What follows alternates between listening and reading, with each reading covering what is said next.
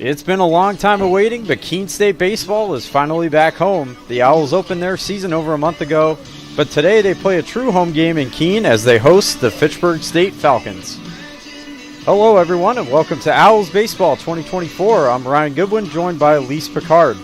Last season began with a lot of promise for Keene. They had a large freshman class, began conference play on a solid note as well. They climbed to 13-11 by mid-April. But then things fell apart. They dropped 14 in a row to close out 2023 and missed the LEC playoffs for another season. However, the team is hungry to get to the postseason this year. That large freshman recruiting class has returned. Coach Justin Blood is back for his third season at the helm. The squad enters today at 8-12 overall, coming off a weekend sweep of Coach Blood's old team, the University of Hartford. A couple of weeks ago, they opened LEC play with a doubleheader split at Rhode Island College. Owls have been led by many of the names that stood out a year ago. Graduate outfielder Brendan Eaton has been tearing things up on the dish, hitting .415 at the moment. Tommy Ehlers continues to be a reliable outfield and hitter in the leadoff spot, and standout from last year's Jonathan Chatfield has returned to the lineup after batting injury earlier in the season. It all begins in just a moment. The 2024 home opener is coming up next on the Owls Media Network.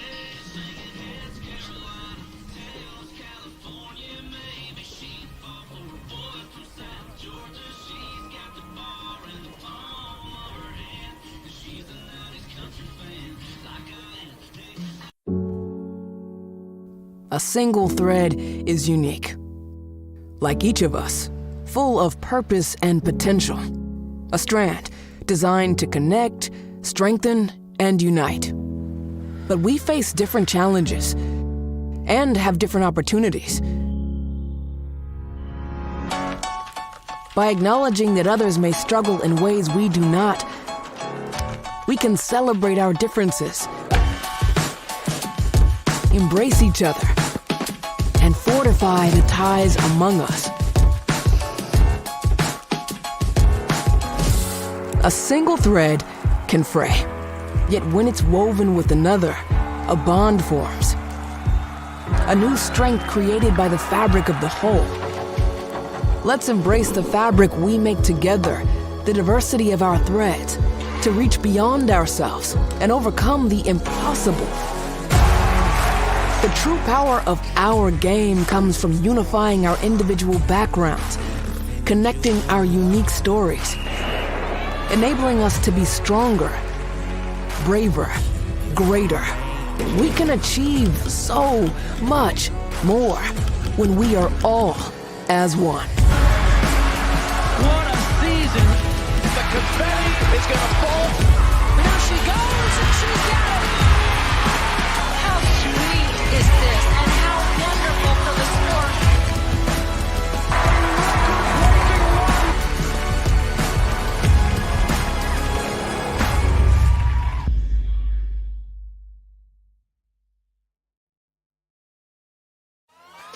All right, pay attention. Welcome to Fandom 101.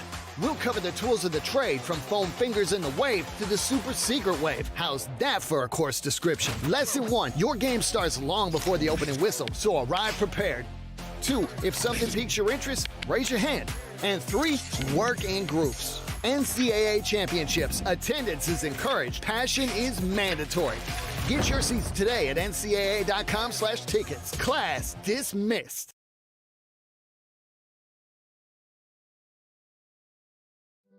We know you will find your community along Appian Way here at Keene State College. Over a campfire on the Student Center lawn. In some friendly games and competition. Or in a club you connect to at the Student Involvement Fair. Maybe you will find your people on the courts, in a cheering section in the stands, at the rink on the ice, skating as an owl, or chilling in the yoga studio. Your connections may take place on the quad, listening to music, hanging out with friends, participating in a Keene State tradition like Pumpkin Palooza, or working on a group project, studying with classmates.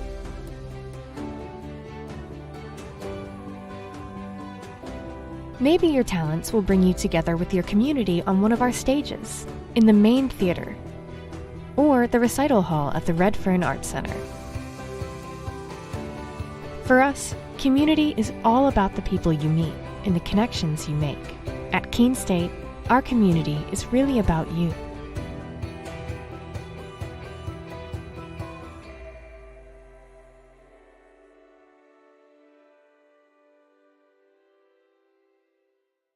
The second baseman, number 10, Alec Verano. On the mound for Keene State, a sophomore from Westfield, Massachusetts, number 13, Jake Keene. The Owls are coached by Justin Blood, the assistant by Tim Hart, Noah Plantamuro, Sean Lupa, Sean McKenna, and Connor Longley.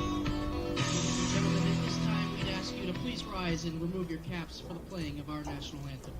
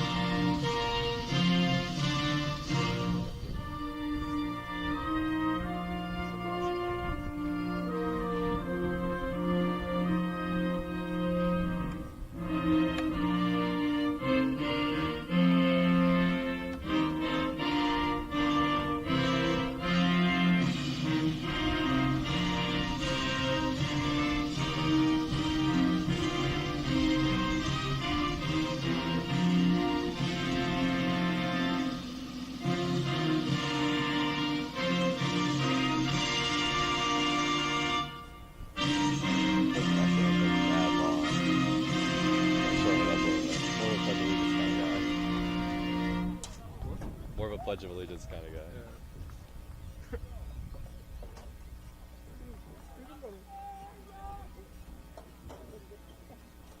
We're back here on the Owls Media Network. We'll get you the order for the Falcons.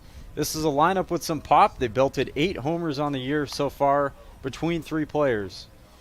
Leading off for Fitchburg State. Really? Would He be wasn't in class today either. Kelly leading off, playing center field. Smith playing second. He's batting second. Hirrell is in right field, batting third. Mayhew in left. He's batting fourth. Sterner is the shortstop, batting fifth.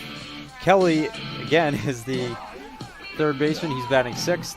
Apt is DHing. He's batting seventh. Hill's at first base. He'll bat eighth. And Riordan, the battery doing the catching, batting ninth. And on the bump for the Owls is Jake Yakum. He's 0 for 2 with an ERA of 6.45. Walks have been a bit of an issue early on. He's issued 12 free passes and struck out 13. Yes, indeed, as Jake Yakum had a couple big games last year. A pair of complete game shutouts last April. That was against Rhode Island College on the road and Plymouth State at home. Or actually, both were home. So now Kelly gets ready to stand in the box. That is Matthew Kelly playing center field. Maxwell Kelly is at third. Have a couple Maxwells on this team as well. Behind the dish, Maxwell Riordan as well. Fitchburg State is coming off of an 8-5 loss to Salem State. And that came yesterday, actually, in a doubleheader. They split. But Jake Yakum ready to throw the first pitch of the home opener. And here it is. For strike one, it is in, and we are underway.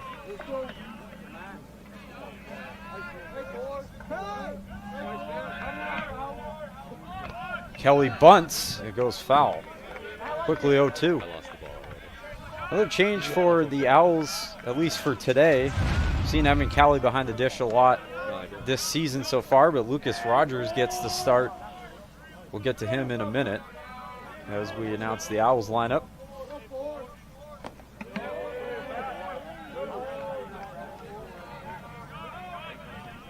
Count now 1-2.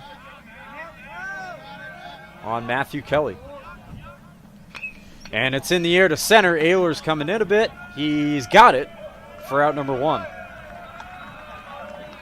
So 5 pitches, 1 out for Keene here in the first. Now batting for Fitchburg, the second baseman, number 5, Matthew Smith. Matthew Smith at second base in the number 2 hole.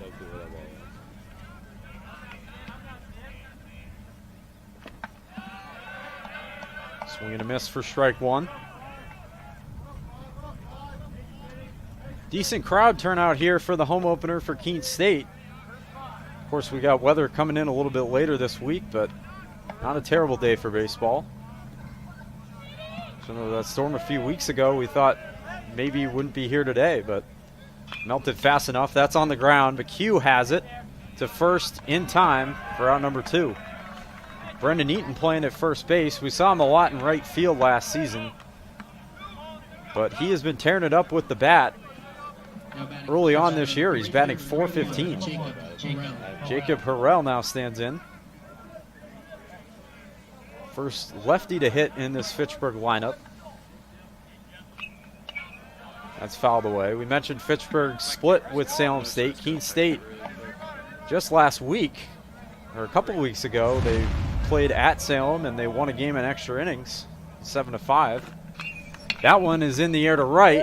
Hamilton Barnes is under it. That's a quick 1-2-3 inning in the first to start off the home opener for Jake Yocum. Through half an inning, no score. We'll be right back here on the Owls Media Network.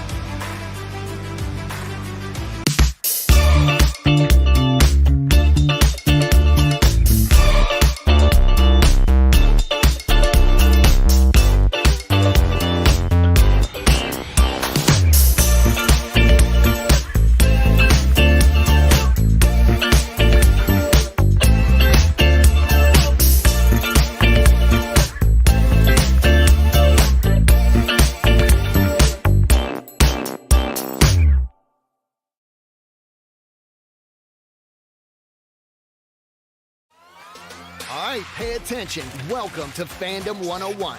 We'll cover the tools of the trade from foam fingers in the wave to the super secret wave. How's that for a course description? Lesson 1, your game starts long before the opening whistle, so arrive prepared.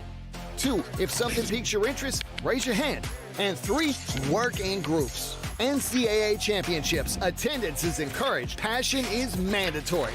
Get your seats today at ncaa.com/tickets. Class dismissed.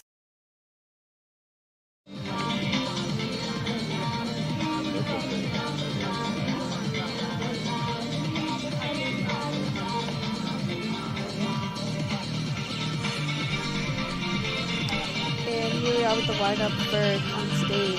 Batting first, we have Wheelers in center field. Batting second, we have Eaton playing first base. And then batting third, we have Chatfield, who is DHing for this game. And then batting fourth, we have Zena in left field. And then batting fifth, we have Follett at shortstop. Batting sixth, we have Rogers catching.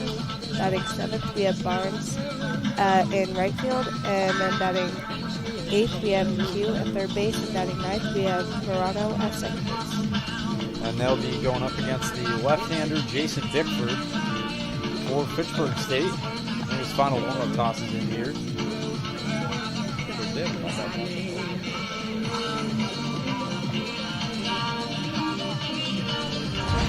Stats here on Bickford. It was like this on like Keene State Sports. I like that. So he'll be opposed by Tommy Ehlers in his second season with the Owls. Had an outstanding freshman year a year ago. And he's found his spot in this lineup as their leadoff hitter. Especially ideal against the lefty pitcher this afternoon.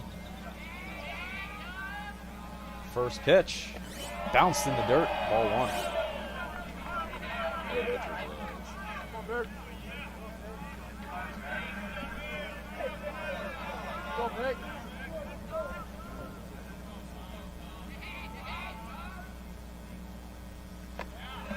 On this high ball two. A few new innovations here to Keene State's field done in the offseason as they now have fencing where the dugouts are, in front of the dugouts.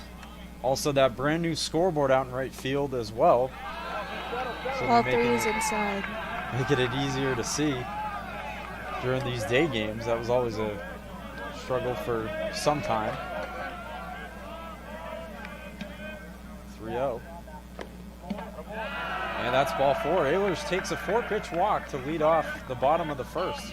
Good start for the Owls as the red-hot Brendan Eaton steps in. First baseman, number 25, Brendan Eaton.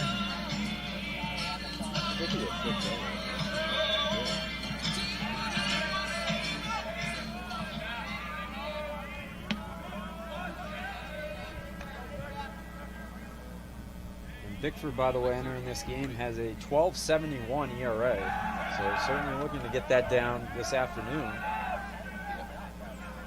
But walks, kind of like we mentioned with Yakum, have been a problem for him as well. He's issued 22 to just 14 strikeouts. Hoping to tame down that number today.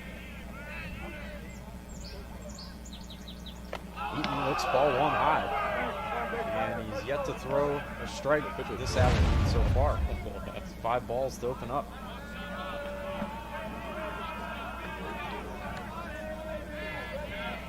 Well, no, because he only uses it when they hit the ball.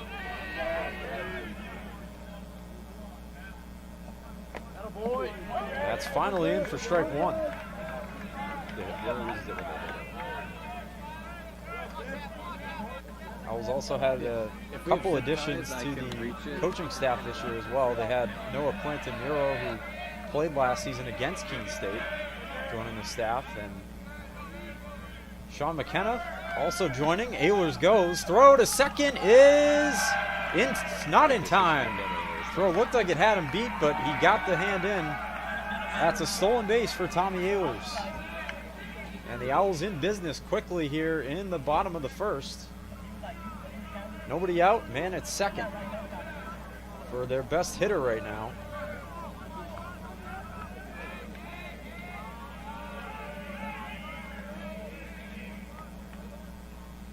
And that's a big cut from Eaton. He can't catch up to it though, and the count is even. The ball looked a little high. He chased.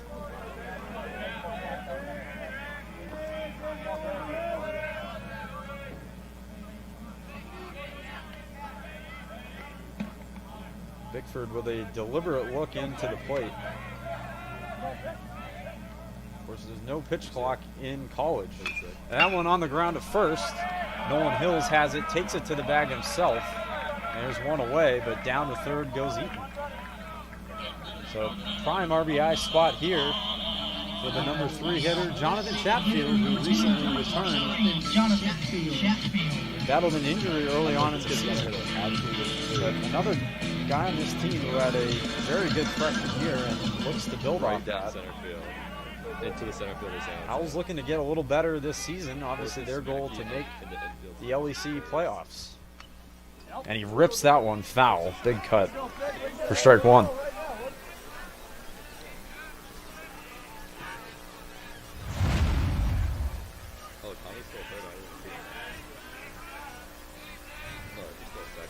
Ehlers at third. 1 out. And he looks at, that's a little low and away for ball 1.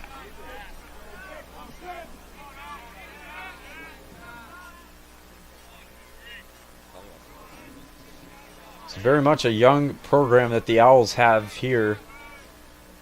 Most of the team either freshman or sophomore. Some juniors as well. Maybe a couple seniors, but very young team since head coach Justin Blood, now in his 3rd year, came in. 1-2 coming from Bickford. And his cut on and missed. Chatfield down on strikes and 2 away.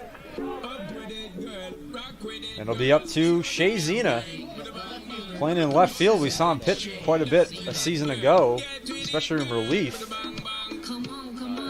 But he's done a good job manning left for the Owls this year so far. That's what everybody uses in high school. Looking to not strand Ehlers at third here and not let a prime scoring opportunity go to waste. First pitch fouled back.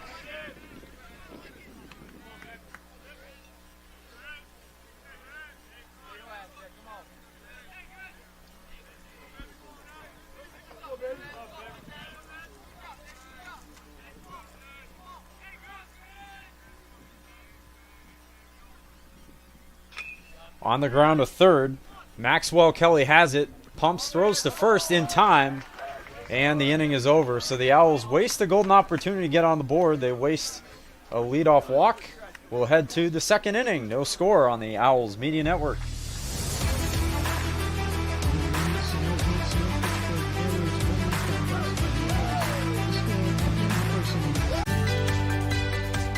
Responsibility is being accountable for your words and actions, first and foremost. It also is an obligation to be a positive influence in the communities around you.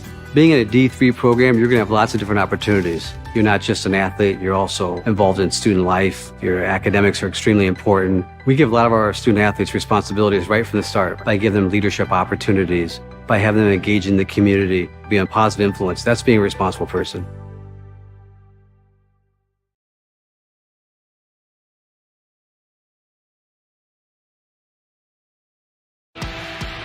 The road to national championships runs through NCAA.com. And whether you follow one college team or all of them, it's never been easier to get the content you want all in one place. With live broadcasts of multiple championships across all divisions, with exclusive access. This is your ticket to the NCAA tournament. And highlights for every single championship. Stay in the game all season long with NCAA.com, the home of college sports. Leading off for Fitchburg, the left fielder, number 11, Adam Koza. All right, we're back here on the Owls Media Network, and pretty quick first inning for both teams. The Owls had a good opportunity to get on the board, could not come through. That one's ripped into right field, a base hit. So that is a leadoff single for Mayhew, the left fielder. Played quickly in by Hamilton Barnes. Shortstop, number 39, Luke Sterner. Barnes, another player who's somewhat switched positions this season. He was much more of an infielder last year at second, now playing mostly in right field. Brendan Eaton got a lot of starts in right last year, now at first today. This bunt is fouled off by Sterner for strike one. Lisa, what have you seen so far out of both these squads? I've seen multiple good at-bats. The Owls have put a run up, and they just couldn't seem to get the run in time.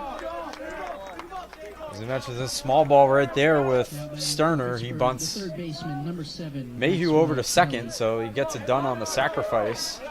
Yakum with the put out to first base. And now an RBI spot for Maxwell Kelly at third base. They also have, of course, Matthew, the leadoff hitter. And big cut for strike one. Yeah, couldn't catch up with that. Something off speed from Yakum. He features a lot of that kind of stuff. Doesn't have the hardest fastball on the team, certainly, but we saw that didn't matter much last year. He does throw a lot of strikes. And Kelly follows that one to the left for strike two. Looking to put away a hitter here in an RBI spot. That's another soft grounder foul.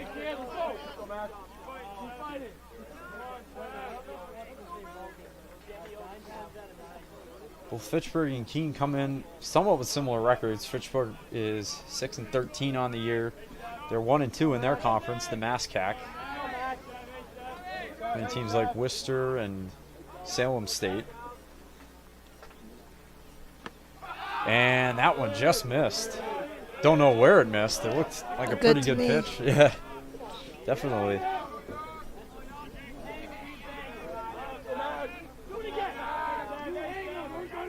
Yakum looked like had him frozen there. That one's popped up. Rogers put away the mask. Now Eaton comes in and he makes a nice catch. Bit of an adventurous route to that ball, but he gets it done. And there's two away. No advance Now batting the for Mayhew at designated second. hitter, number 40, Joseph Apt. It's going to be up to Joseph Apt, the designated hitter today for Fitchburg, to get it done.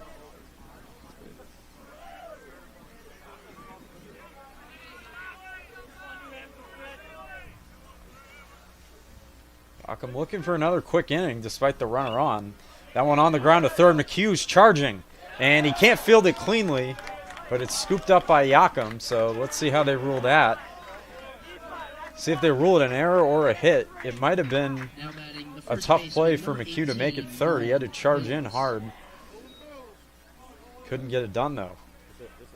And now runners are at the corners, still 2 out. We got Hills up to bat with runners on first and second. Runner goes. The throw from Rogers down to second, and it's cut off by Follett. Now we got runners on second and third. Good scoring position for Hills up at bat. A smart move there by Follett, Otis Follett at short today, to kind of cut off that throw because Fitchburg might have been trying to sneak in a run there. That one popped up. Eaton in foul ground has got it to end the inning. So a threat for Fitchburg as well. They cannot come through. We will head to the bottom half of the second. Still no score on the Owls Media Network. 0 runs, 1 hit, and 1 error, 2 left on base by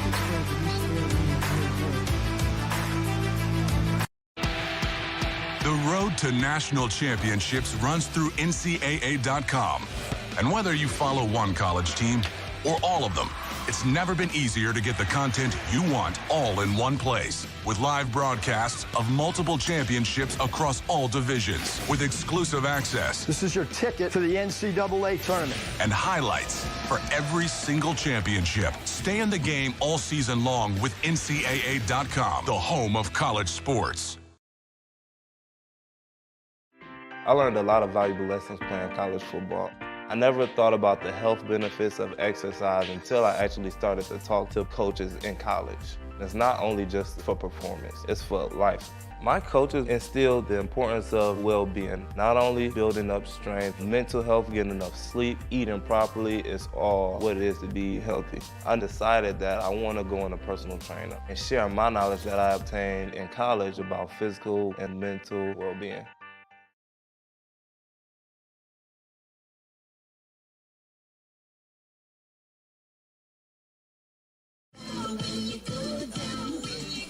We're back here on the Owls Media Network. Still no score, heading to the bottom of the second. Both teams have had chances to put a run across, but neither could come through. And now we'll have up for the Owls, Follett, Rogers, and Barnes. So shortstop, catcher, and right fielder. Number 19, Otis Follett. While wearing number 19. Started short today.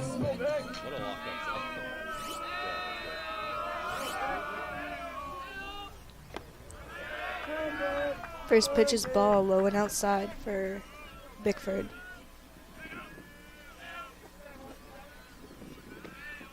I mentioned that Bickford has struggled at times with control and command. More so control, has walked a lot more guys than he's struck out. But he does throw relatively hard.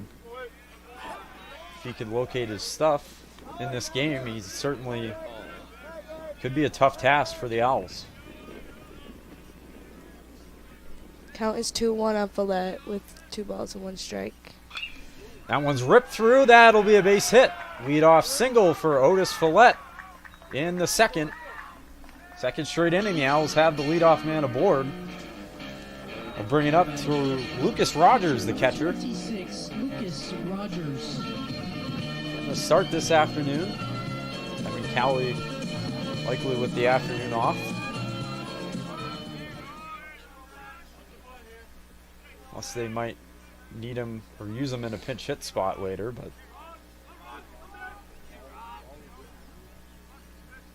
Follett being held close at first. That one misses.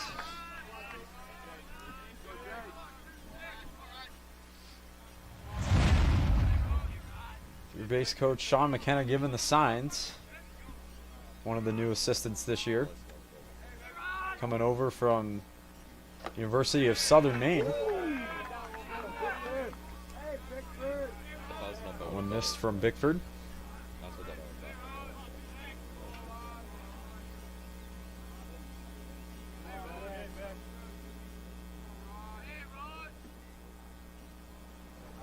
For strike one. Key thing for the Owls this season, I think, is going to be the pitching. They had some good offense last year, but getting into the late innings was often a struggle for that team. I get scared. Part of the reason they dropped dropped their last 14 games. I mentioned in mid-April last year they were 13-11 and looking to be in pretty good shape as far as the LEC went. But fortunately for them, it fell apart. Hoping that can change this year.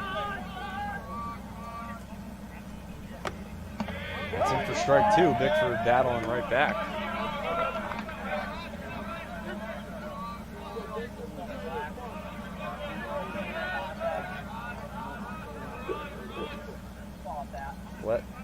Still at first, getting a bit of a lead.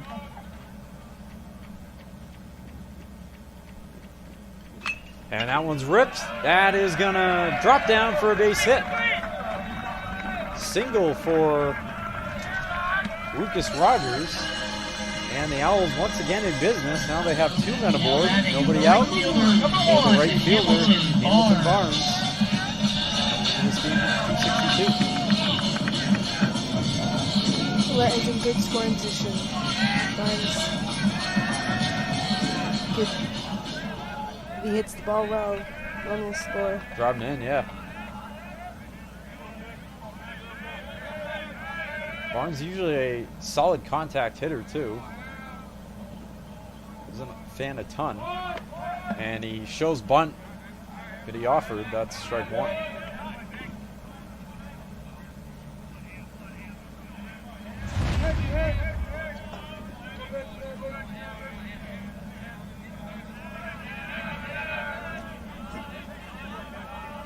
Flood at second.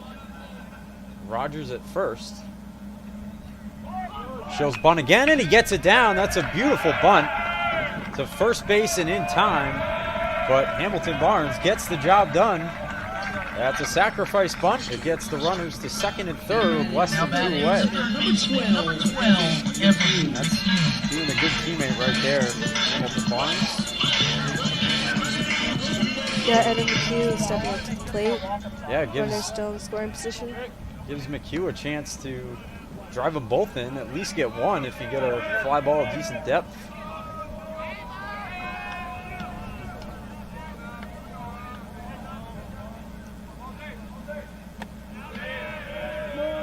This is ball one.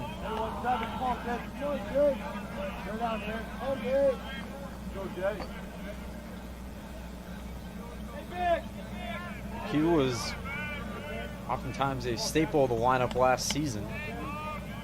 Got a lot more starts though at short. Today he's at third.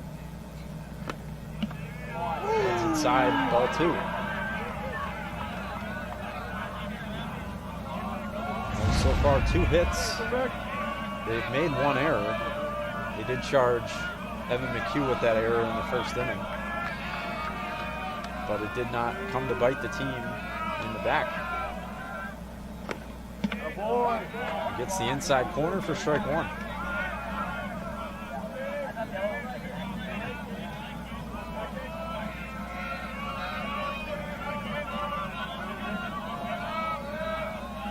Bickford with the long look in. And sets and throws. That one's in the air to right field.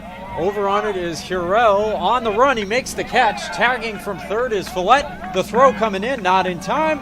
Otis Follett scores, and the Owls take a 1-0 lead on a sac fly from Evan McHugh. The first run of the home season coming off the bat of Evan McHugh. As Rogers also tagged up. He went to third. Now Alec Verano with a chance to drive him in with 2 away. Verano trying to get the back going back here at Keene State. Looks at strike 1.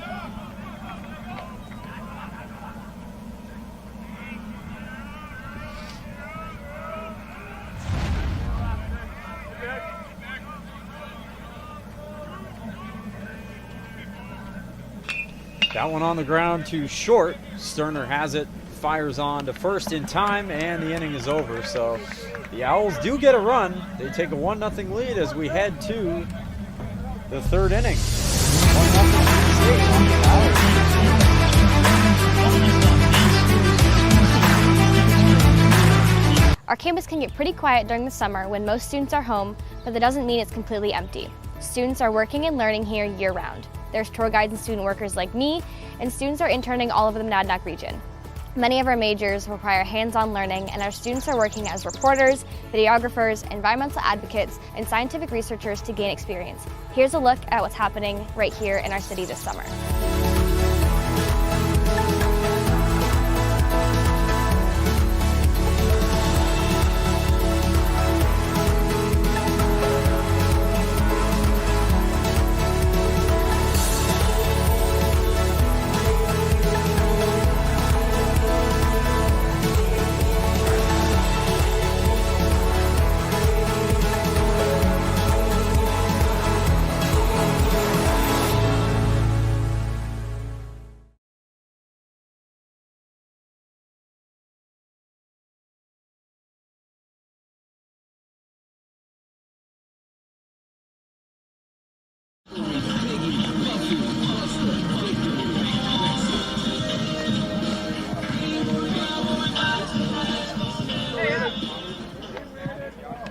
Hitting off the third for Fitchburg State, the catcher, number 15, Maxwell Reardon.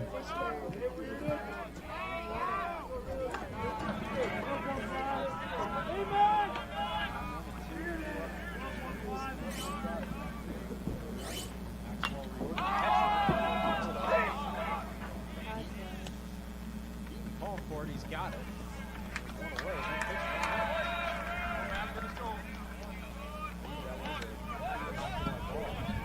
Now batting the center fielder, number 4, Matthew Kelly.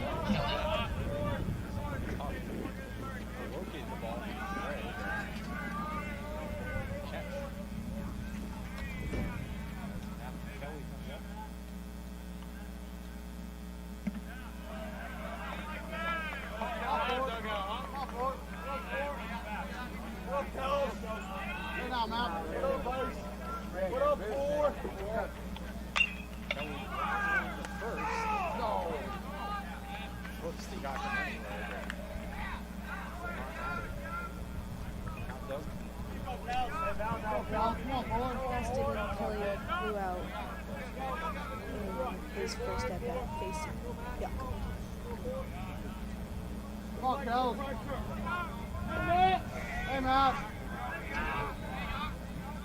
Yeah, Yakum has not recorded any strikeouts, and that will change right there. Where does it mention it? He gets his first K of the day. Matthew Kelly down looking. Now batting the second baseman, number 5, Matthew Top of the Smith. third.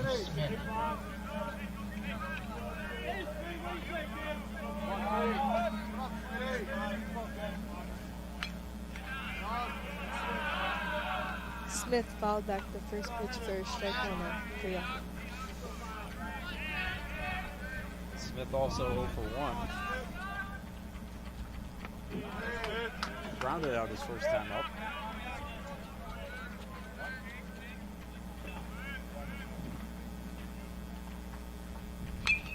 And he's going to ground one here. That's fielded to first. Not in time. Nice effort there by Verano. He tried to make a throw across his body on the run, just not in time. That'll likely be an infield hit for Matthew Now Smith. batting the right fielder, number 1, Jacob Burrell. Falcons have a 2-out base runner here in the third. Jake Carell, right fielder.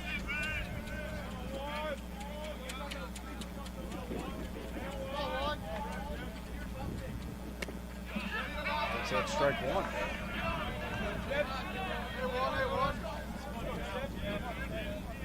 Working on Smith at first. A ton of trouble for Yakum. He stranded guys at second and third last inning.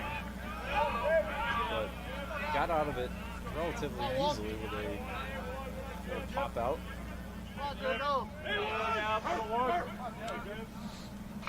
And that one's ripped in the air to center, but Ehlers looks like he has a beat on it. He does, and that's the inning. Another relatively easy inning despite the base runner for Yakum. We'll head to the bottom of the third. Keene State still in command. 1-0 on the Owls Media Network. The road to national championships runs through NCAA.com. And whether you follow one college team or all of them, it's never been easier to get the content you want all in one place. With live broadcasts of multiple championships across all divisions. With exclusive access. Turn this music on, we still dancing. And highlights for every single championship. Stay in the game all season long with NCAA.com, the home of college sports.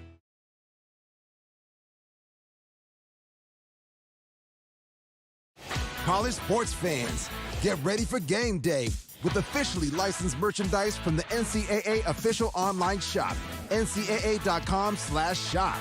Get the whole family geared up with the best collection of apparel and accessories, including t-shirts, sweatshirts, headwear, championship gear, and more.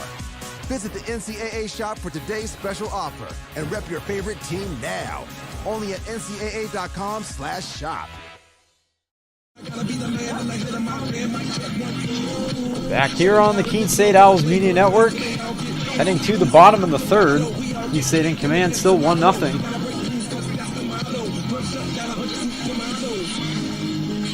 And we'll see the top of the order for the Owls here. Ehlers, Eaton, and Chatfield, 1, 2, 3. Ehlers reached in his first at bat, got on board with ball 4. 4-pitch walk. Looking to collect his first knock of the day. And entered this game hitting .316, so certainly has kept up that momentum he had from last year. Finished the year hitting above 300. And that one's going to hit him. Ehlers reaches first for the second time without the benefit of a hit. And he reaches on the hit by pitch. So now Brendan Eaton standing in. He grounded out his last plate appearance. Looking to continue the start again, as we mentioned, that he's been off to. Ehlers, of course, is a threat to run. He stole a base in the first inning. They'll check him back to first. He's back in ahead of Nolan Hill's tag. Of course, the easier position for a lefty to throw back to first than it is a righty. Bickford throws. That one's ripped into center. A base hit.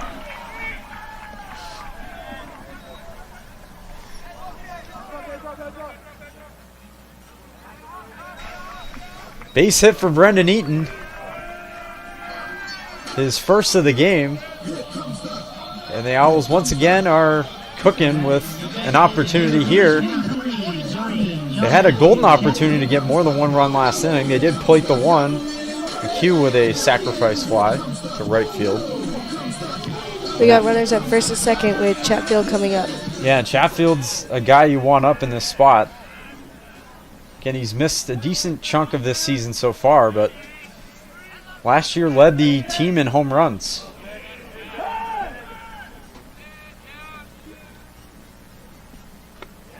That's in for strike one. Ehlers at second, Eaton at first, with nobody out in the third.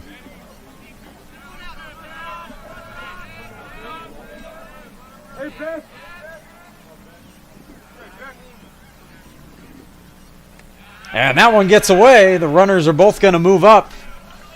Riordan back to get it quickly, but the damage has been done. Both runners move up a base. It's now second and third. Base hit could score 2 here and extend the lead to 3.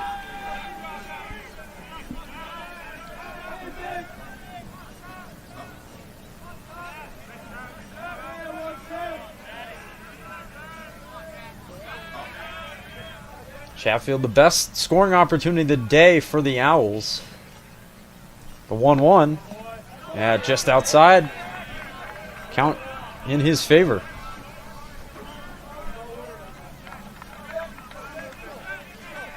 Am I clear to go back to the plate? 3.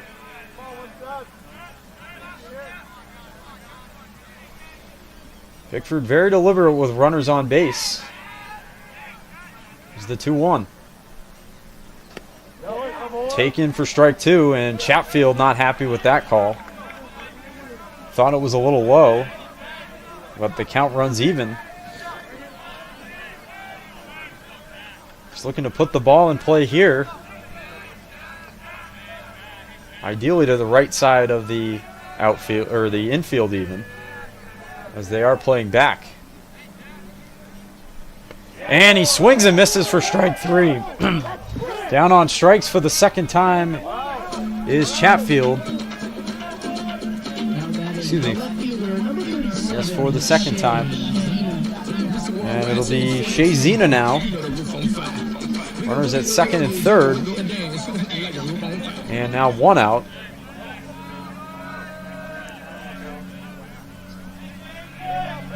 Zena grounded out on his last plate appearance. So Chatfield continues to try to find his swing in this one. First pitch balling outside for Zena. Yeah, only a limited number of at-bats for Chatfield obviously on the season so far, but he wasn't hitting terrible heading into this game. The 1-0. That misses well low. Very big gap between the first and second baseman right now. They have him somewhat shifted a little bit over to the right, or to the left. Also the second baseman trying to hold on Eaton. And now he heads back over. Not close with that one. And an ideal count for Zena.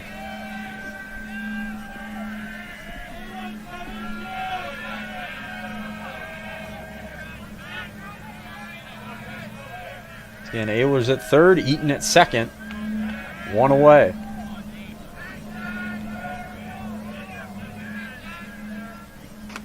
And that one is in for strike 1.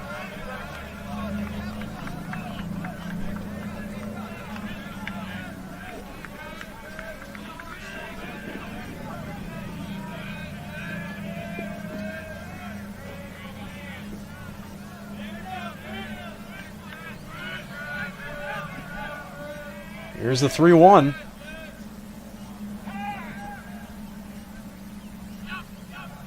And we're going to have a violation on the pitcher. So Shea Zena is going to get to take first base. So on a 3-1 count, he's called, I believe, for pitch, maybe a timer violation. And that is a pitching violation on Jason Bickford. Not throw the ball fast enough to the plate.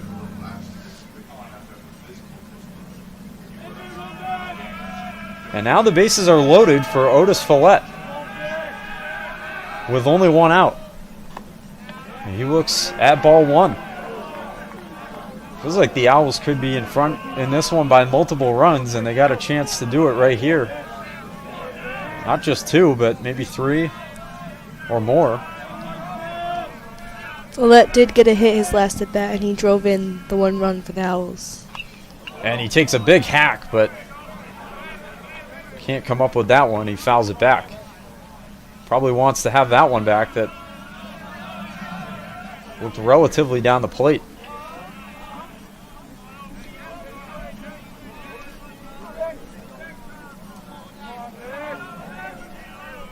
Here's the 1-1 from Bickford. And that's hit in the air to left. Back on it goes Koza. He will make the catch, but tagging from third is Ehlers. He will score easily, and the Owls are in front 2-0. Sack fly from Otis Follett. His first RBI of the game. And now it goes to Lucas Rogers. Runners Zena and Eaton stay put at first and second. A chance to advance on the fly ball to left.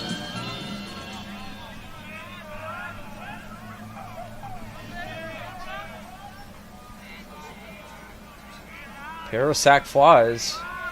Have the Owls in front 2-0. A sack fly in the second. That was for McHugh. And then Follett just a moment ago put them ahead 2-0 on a sack fly to left.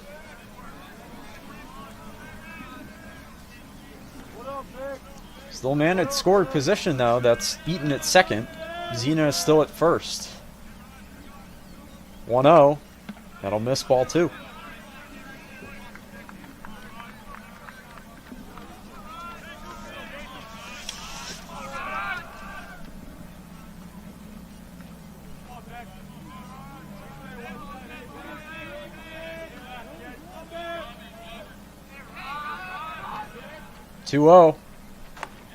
That'll miss high ball 3. Just a reminder that today's broadcast is brought to you in part by Keene Auto Body, that's located at 543 Main Street in Keene. They've been your collision specialists since 1928. Golden opportunity here for Rogers on a 3-0. And that one brushes him back. Misses badly for ball 4. And the bases are reloaded, this time with 2 away. For Hamilton Barnes.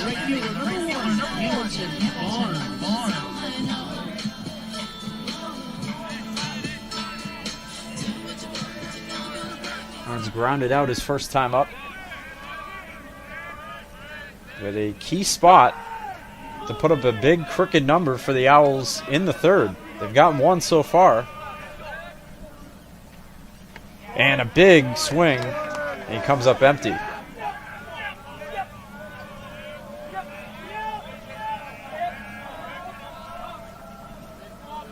Eaton at third. Zena at second. Rogers at first. That one fouled back, and he's quickly behind in the count 0-2.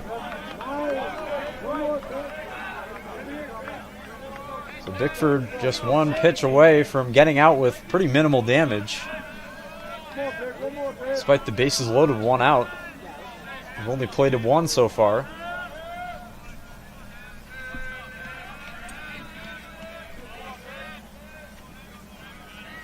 The 0-2 from Bickford.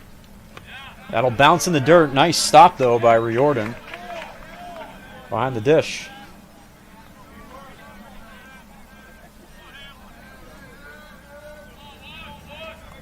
I was looking to get to 9-12 on the season. This, of course, a non-conference game, but will help improve their overall record. Barnes on the 1-2. Misses low. Count now even.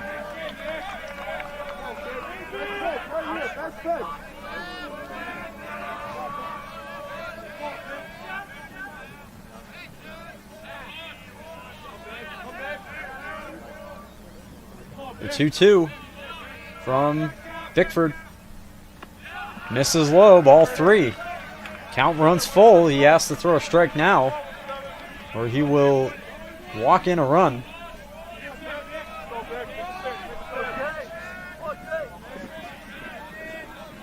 Barnes gets ready for the 3-2. Runners will be off with 2 away.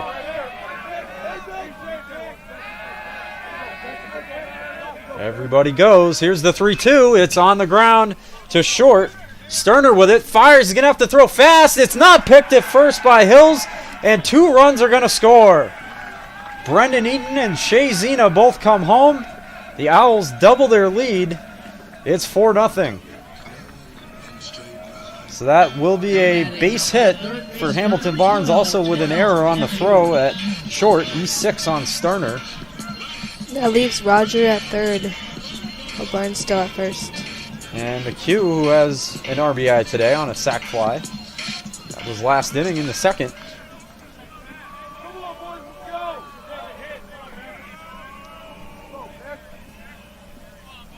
Now 4-0 Owls. Barnes at first, he's going to go. Now he's in a rundown. They're going to try to get that run home. Rogers coming home, the throw, he is safe. The Owls pull it off. They did that last season a few times, and they managed to work it again here in 2024. Hamilton Barnes keeps the rundown going long enough. Rogers comes home with the distraction from third. And the Owls now lead it 5-0. Unconventional way to get a run home, but it works. And it's now a 4-spot in the third. Still a chance for more damage. Barnes got down to second eventually. And that's foul. That one stung Riordan. Shakes it off.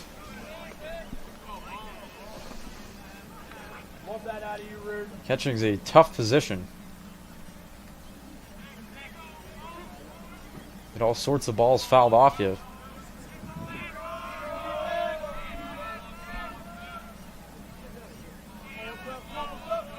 So the count now 0-1 on McHugh in another RBI spot. Nice stop there by Riordan. Reaches out to grab it.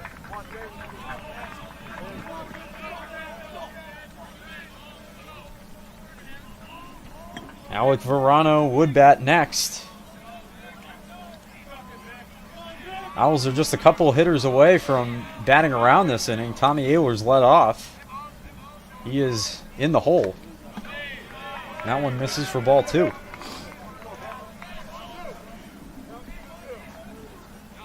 I'd be thinking it might be coming towards the end of the line here for Jason Bickford, as 2 2/3 into the game, but he's throwing a lot of pitches even last inning when he gave up minimal damage.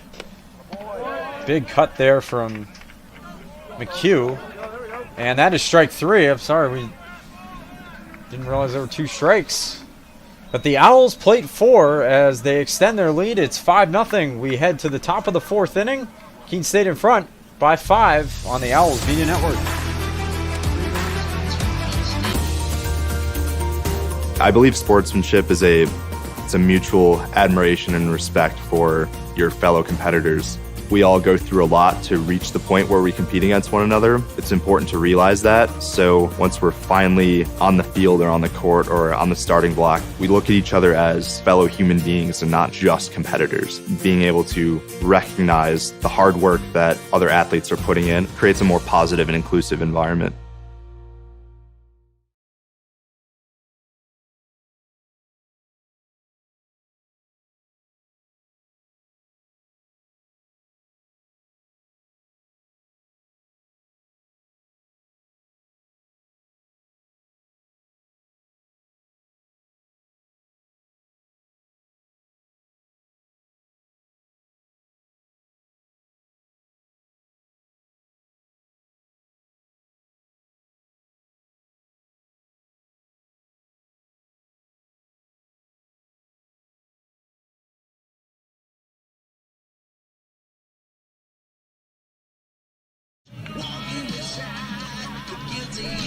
And just a reminder, today's broadcast is brought to you in part by Keene Auto Body, located at 543 Main Street in Keene, your collision specialist since 1928.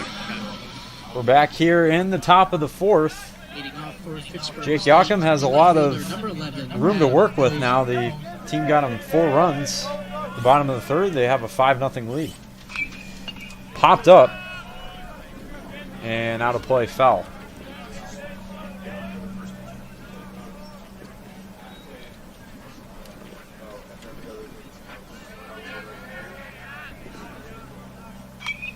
That one's popped up as well. And that one will get out of play.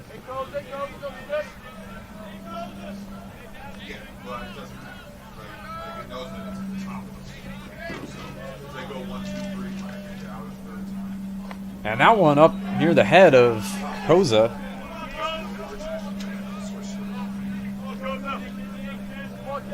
This is high, well high for ball one.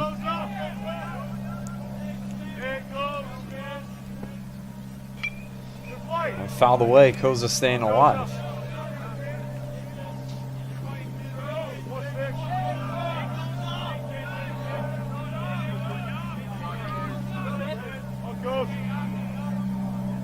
Here comes 1-2. Off speed, and it misses outside. State jumping out to a big lead in the fourth. This is inside, and he's in danger of walking him here. He's walked anybody today. 3-2. That will miss, though. That's ball four. And Yakum, who does not issue many free passes, although it's been more of a struggle this season, walks the leadoff man, so Koza is aboard. And here's Sterner now, shortstop. With that old school look, the batting glove on one hand, no batting glove on the other.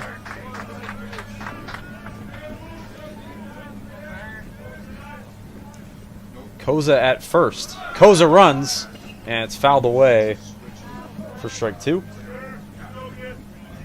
Trying to get the hit and run going there. As Fitchburg had their best scoring opportunity in the top of the second. They got runners to second and third with two out, but could not bring them home. That one low and away, ball one. Sterner did ground out his last plate appearance, looking to produce some line drives to get Koza over. 1-2. Koza going again. There will be no throw as he has second base stolen easily. Very late jump there for Rogers. And a miss for ball two as well.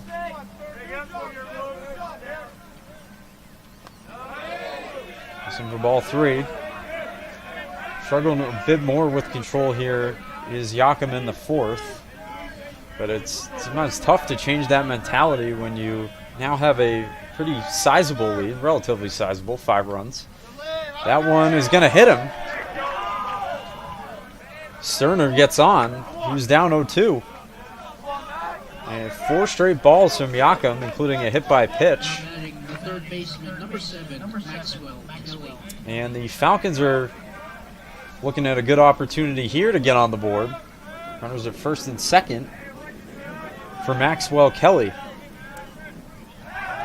Checks back. He throws it into center field, but no advance. Ehlers gets it back in quickly. Almost a disaster there for Keene, but luckily Koza did not see it quick enough after diving back in. He's going to show bunt, and he offers, misses for strike one.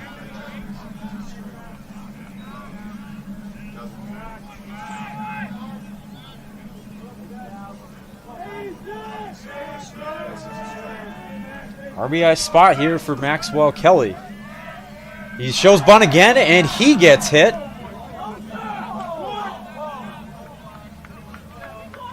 Actually, can't tell. I believe they're saying he's out of the box. And that's why. That's why it is not a hit by pitch. And head coach Sean Manfredo coming out to have a bit of a word with the home plate umpire, but not get him to budge. And now the umpire is going to have a discussion here. And Rogers was trying to have a discussion with Yakum, but they shoo him back to the plate.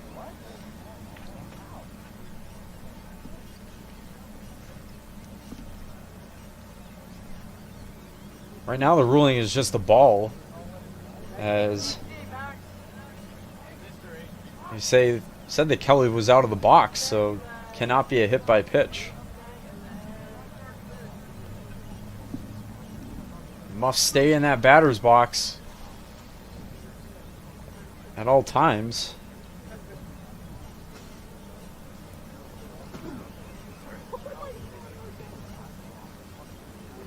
Owls infielders, meanwhile, having a bit of a little chit-chat here. The umpires continue to deliberate.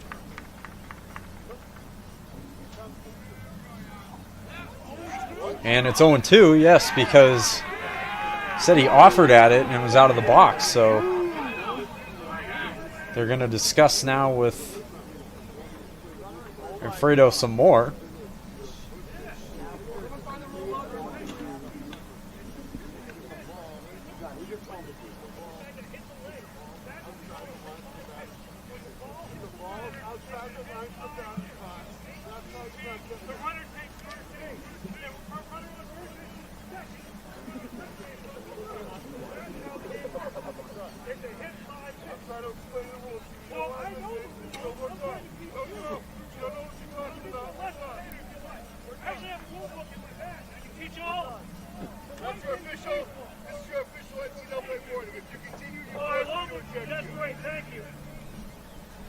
He's going to have to watch it as the team now getting fired up for Fitchburg. We try to let you listen into that conversation a little bit. Surprised, honestly, that umpire let it go on for as long as he did. Sometimes you see quick ejections out of that kind of stuff.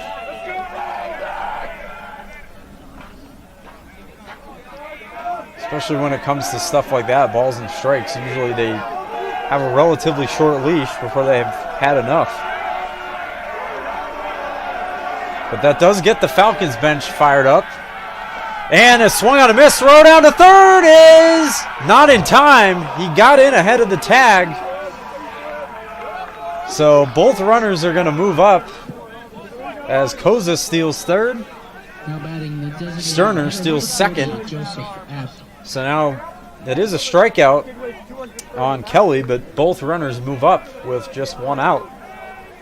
The throw definitely beat him there, but I think they got that call right. That he definitely got his hand in ahead of the tag of McHugh. And that one's in the air to left. Zena moving back on it, makes the catch. Tagging up is Koza, no throw. And the Falcons are on the board. It's now 5-1.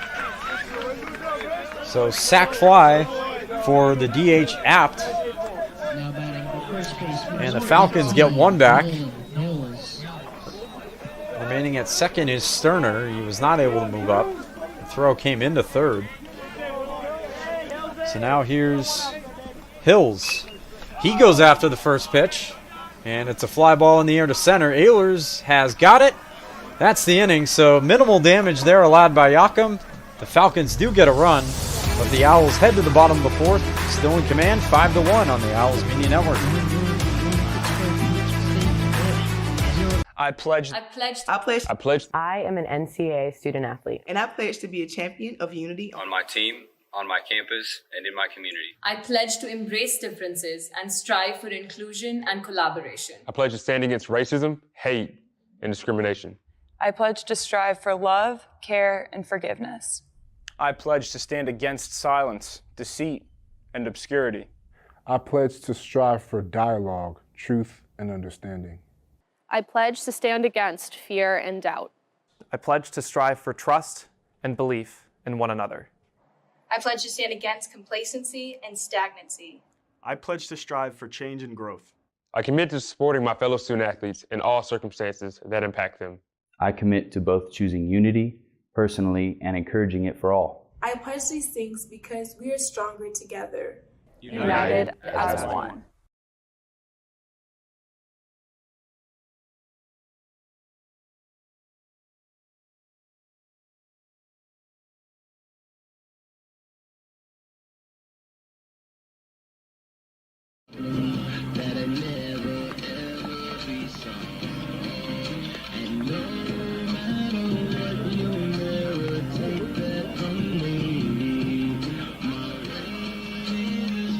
Welcome back to the bottom of the fourth. The Keene State College Athletic Department and the Owls Media Network would like to thank our community partners. Bulldog Design, get it local, get it Bulldog. C&W Services, an industry leader in faculty service capabilities. Engelberth Construction, we build relationships for life, celebrating over 50 years of service. The offices of Eli Thayer at Edward Jones. Keene Auto Body, your collision specialist since 1928. The Melanson Company, commercial and residential roofing since 1932. And after that first pitch, lastly, the New Hampshire Army National Guard. Visit nationalguard.com/NH.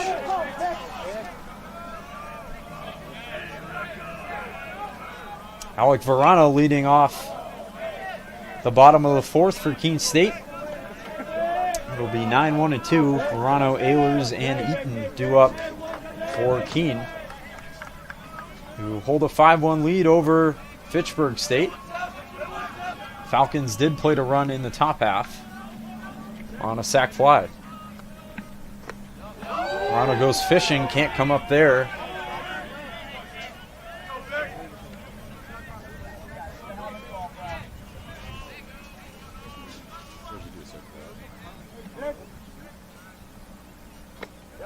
And that's in there for strike three.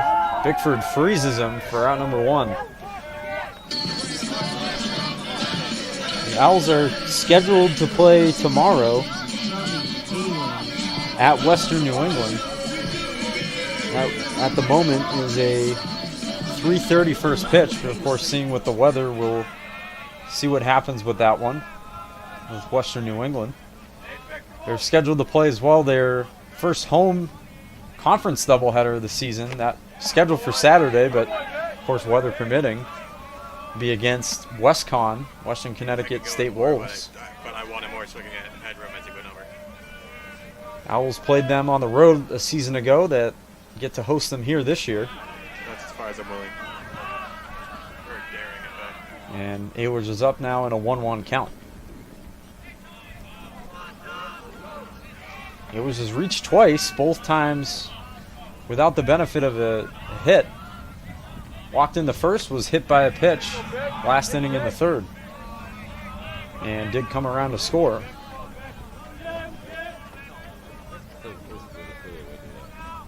One of the 4 Owls runs.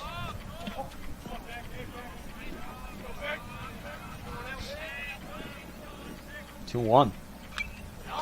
Big cut there, but comes up empty. Foul ball.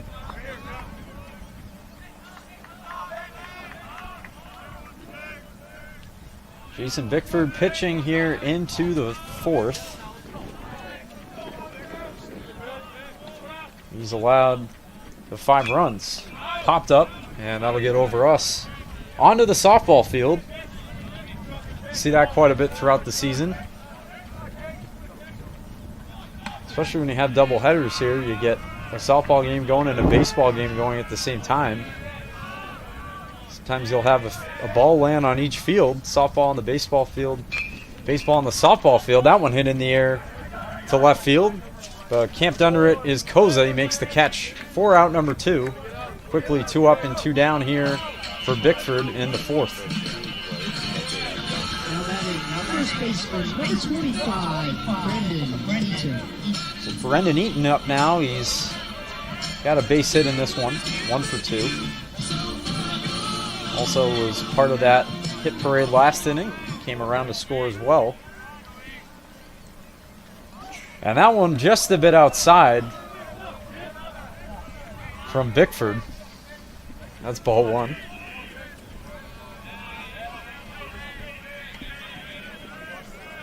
Use that line at some point.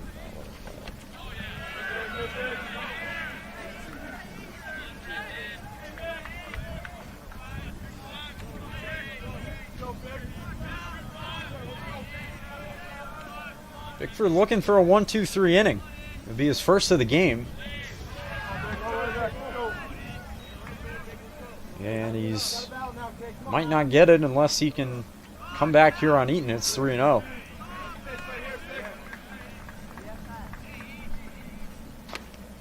And he fires that one in for strike 1.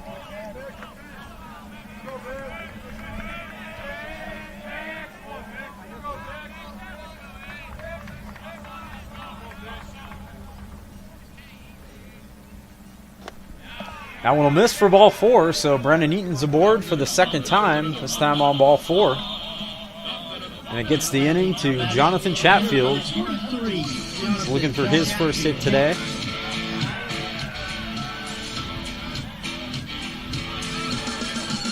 Owls have left 3 men on base so far. Fitchburg 4. Out hitting Fitchburg 4-2. Still not a lot of hits considering they've scored 5. Benefited from a lot of free passes. That one up around the head of Chatfield. He gets out of the way.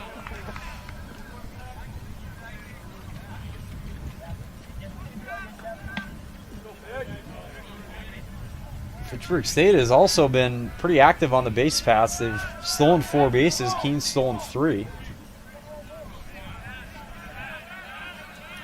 Sheffield looking for his first knock of the home season. Runner goes. There's going to be no throw. 4th stolen base for the Owls today. That belongs to Brendan Eaton. And that is ball 2 as well. That pitch missed.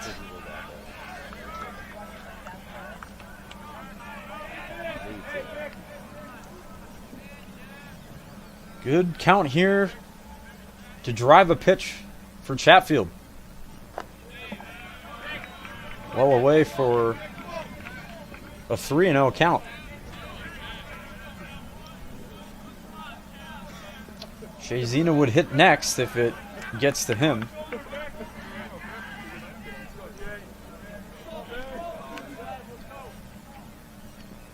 The 3-0.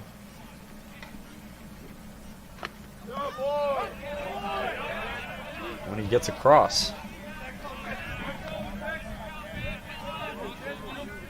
Eaton at second. Chatfield at the dish. 3-1.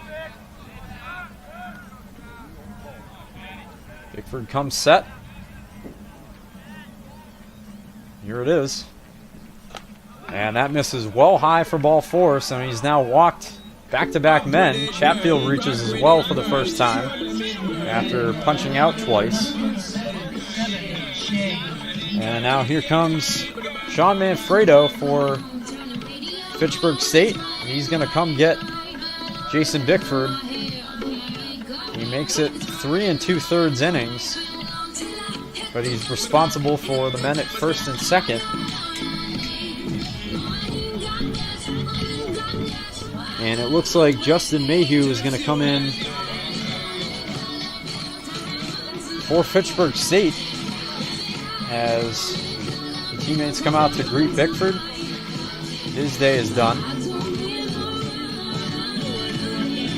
It is going to be Justin Mayhew who will come in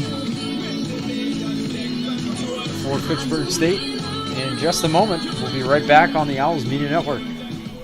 If you're not here for Fandom 101, you're in the wrong class. Here, we learn the fundamentals of fanology, the basics of bringing the noise, and the physics of bringing out.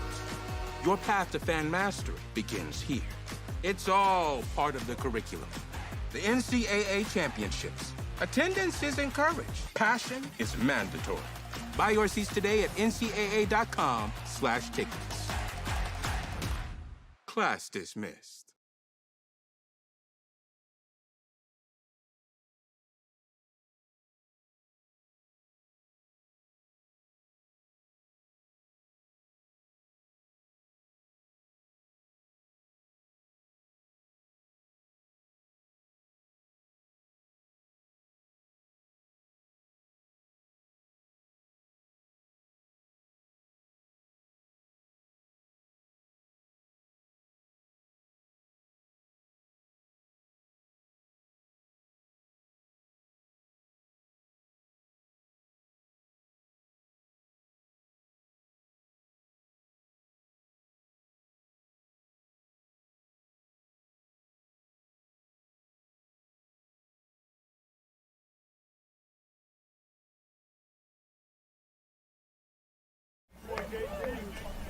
And we have Mayhew into pitch for Fitchburg. He is currently 1-1 for games and with a 4.32 ERA. And he'll get Shazina, who's had an opportunity to watch some of his warm-up tosses. In an RBI spot, Keene State already in front 5-1. Looked like this was going to be a fast inning for Jason Bickford, but back-to-back walks with 2 away have gotten him out of the game as he ends the day with 3 2/3 pitched. Still on the hook for the men on base. First pitch, Mayhew is in for strike 1 on Zena. Zena is currently 1-1 with a sac fly. He does have a hit. Of course, the sac fly does not register on the line score as far as his total at bats. That's in for strike 2. He's got to shorten up here.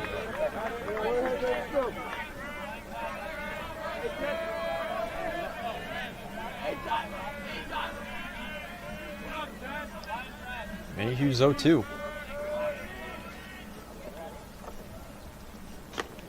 And just off the plate, Fitchburg players thought he had it. Might have been a little outside.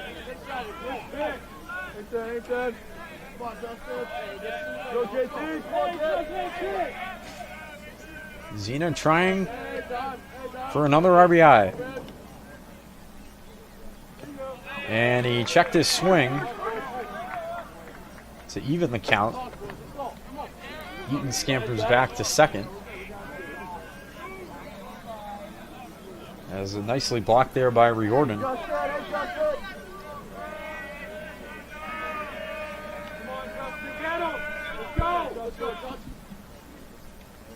The 2-2. And that's in the air to center. Matthew Kelly is under it. He's got it, and the inning is over. So the Owls strand a couple. We'll head to the 5th inning. Still in command, though. 5-1 on the Owls Media Network.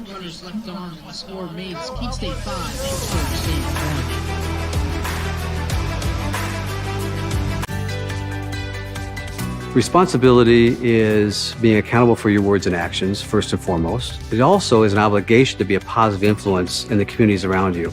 Being in a D3 program, you're going to have lots of different opportunities. You're not just an athlete, you're also involved in student life. Your academics are extremely important. We give a lot of our student athletes responsibilities right from the start by giving them leadership opportunities, by having them engage in the community, be a positive influence. That's being a responsible person.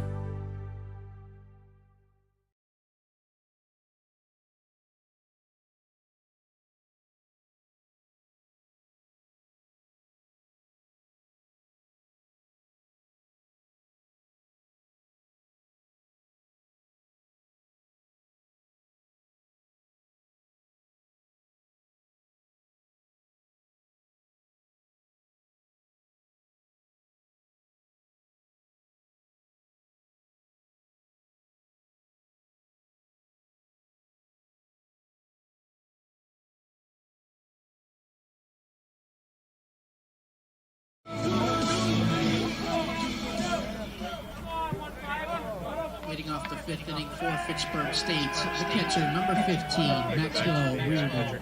We're actually be the hitter.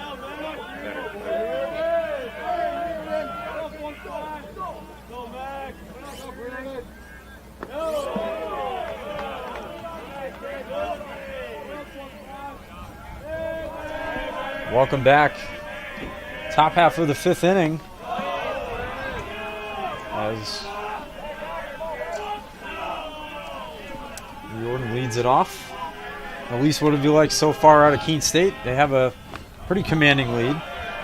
I think the Owls produced the hits really well at the accurate amount of times to get the runs across the board. Yeah, they've had some timely hitting. That one's ripped, tagged into center. Base hit. And Riordan is aboard. Leadoff hit for Fitchburg State. They got a run back in the top of the 4th. Matthew Kelly. So back to the top of the order for Matthew Kelly. Kelly has had 2 at-bats, no hits so far. Fouls the first one away. Jake Yakum pitching into his 5th inning of work. Saw him go pretty deep into games last year on a few occasions. And that one is hit in the air to left, a base hit. To third goes Riordan. The throw is in time to get him. What a throw there out in left field by Shea Zena. He gets the assist. 7-5 on the putout, as Riordan was trying to stretch that into going first to third. He can't make it happen, and just like that, there's one away. Kelly did advance to second with the throw coming into third, so he's in scoring position, but now there's one away. That's a big out, especially with back-to-back hits. And you just can't run into outs like that, especially with nobody out if you're Fitchburg.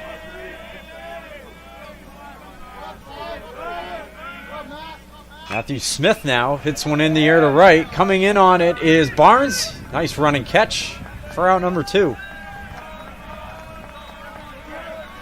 So now quickly 2 down. Now batting the right fielder, number 1. Jake Harrell. Jacob Harrell. Jacob Harrell standing in.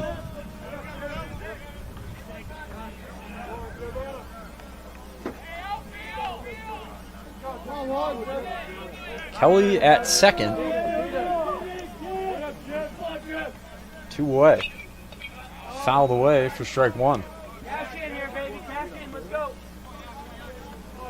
Joachim, a guy who's going to give up a good amount of contact, but ideally it's soft contact. That's when, of course, he's been very effective. It's been effective so far today as well. On the ground, and it's going to be fielded by Verano to first. Not in time on the throw. It's kept in front, though, by Eaton. So that'll probably go as an infield single for Harrell. And that's now the 3rd hit this inning, but because of the base running from Fitchburg, they have 2 out. And it's now runners on the corners. And Justin Blood is going to come out to get Jake Joachim. It appears his day will be done. So he's going to fall just short of 5 innings. And this might be, though, just a conference. He might not be taking him out. It doesn't appear he is right now. Just to calm him down a bit. He's allowed 3 hits this inning. But he did get an out thanks to Shea Zena with an assist. Able to gun down Maxwell Riordan, the leadoff man, try to go first to third. And Joachim is going to remain in the game. Can't see if the Owls, doesn't look like they have, might have somebody warming up right now. Can't tell from our vantage point. Can't tell who it is. Runner goes, and Rogers smartly eats that. Saw Keene get a run that way. They put the runner in motion at first with the runners on the corners. They snuck home the runner through the back door at third. And this is for ball 2 on Koza.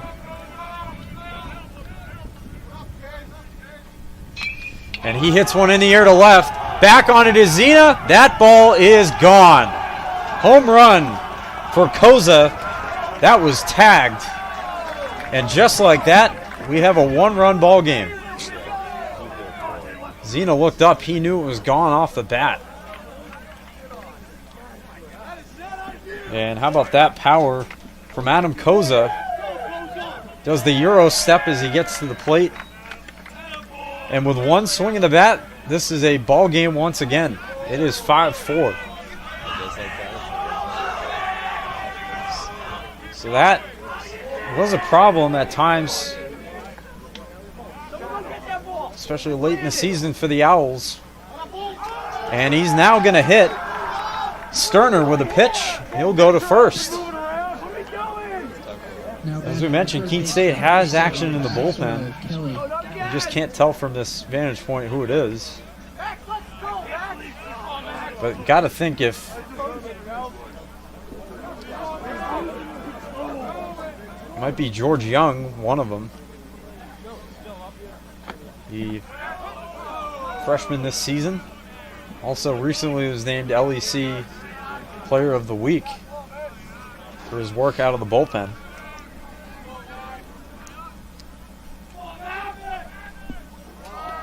Runner goes. He still throws down and not nearly in time. Sterner steals second base. Surprised Rogers threw it down. Had such a good jump. We got Kelly up to bat. His last plate appearance, he struck out, and then he also flew out.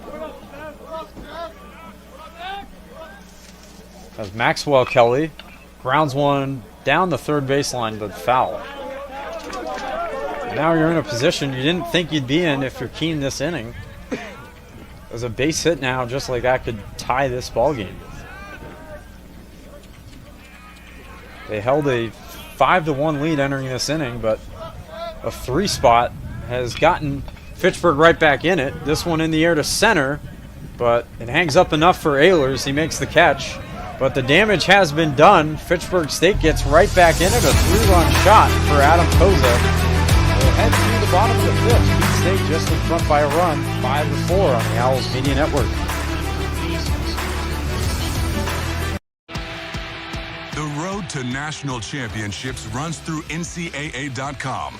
And whether you follow one college team or all of them, it's never been easier to get the content you want all in one place. With live broadcasts of multiple championships across all divisions, with exclusive access. This is your ticket to the NCAA tournament. And highlights for every single championship. Stay in the game all season long with NCAA.com, the home of college sports.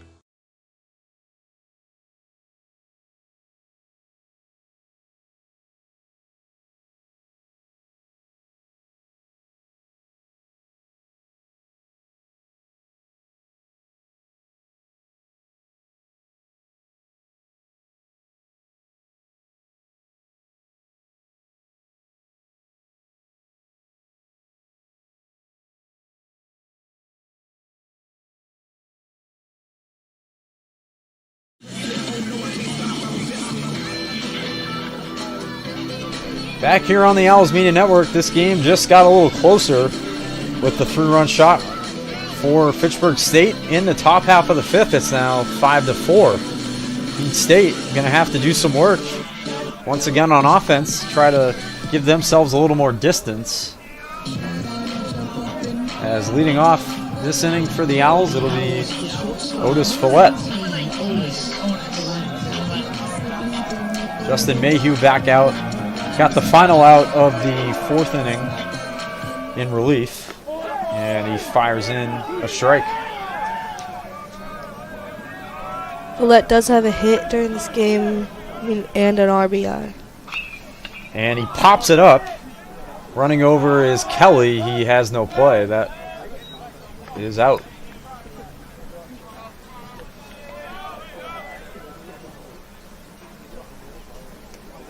Owls did have double barrel action in their bullpen.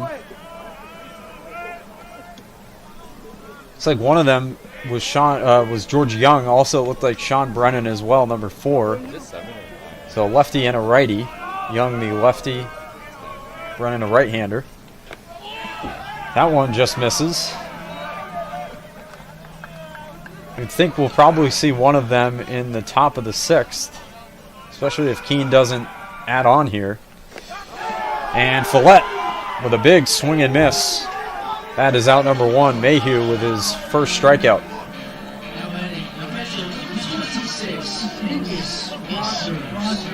As a catcher, Lucas Rogers.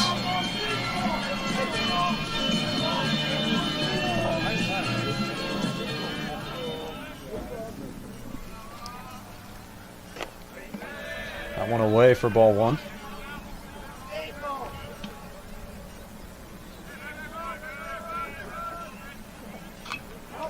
Fouled back to even the count. I'd love to see how far that ball from Adam Koza traveled out to left field. It was well over the hedges.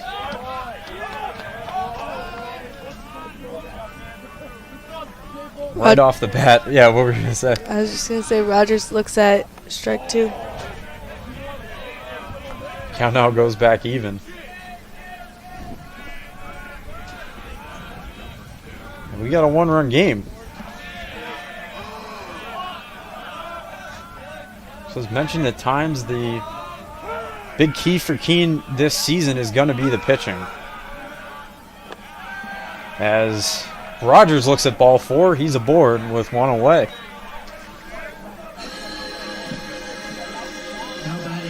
And that gets things to Hamilton Barnes. Barnes in this game is 1 for 1.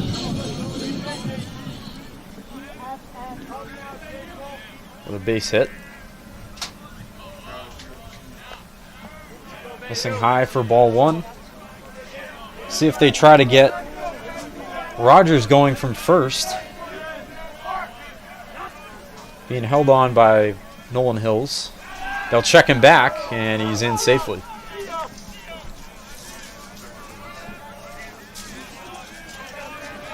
A bad day for the home opener here. Right around 50 degrees at first pitch. Overcast skies, but can't complain too much.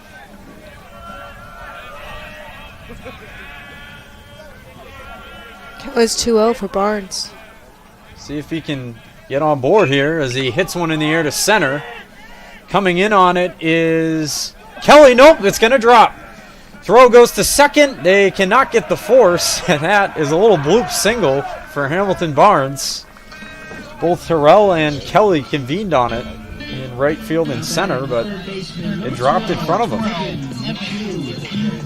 That's a beautiful little hit there for Hamilton Barnes. He'll take it. It counts as a base knock on the stat sheet. And the Owls now have something brewing here for Evan McHugh, who already has an RBI in this game on a sacrifice fly. Drove in the first run of the day for Keene.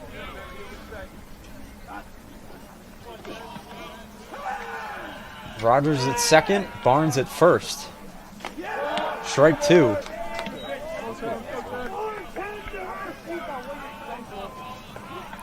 I feel like a run or two here would be big, especially after the momentum was kind of swung to Fitchburg in the last 2 innings. Got 1 in the 4th, that big 3 spot in the 5th. And McHugh comes up empty. The throw back to first, not in time, as it got away from Kelly for Hills for a second. But they almost got Barnes leaning out too far. But that's a fast at bat. McHugh is down on 3 pitches. He's 2 away. We got Verano up to bat, looking to score in some runs. He would love a hit right here. 0 for 2 on the day. And somebody's looking to get going as that ball gets away. Throw to third, not in time. Got away just enough from Riordan, where Rogers was able to advance. No advance for Barnes, so he remains at first. And now runners are at the corners. And now even a wild pitch. You're a wild pitch away now from at least getting a run. If Mayhew throws one away. But Verano would love a hit. The 1-0. Right down the heart for strike 1.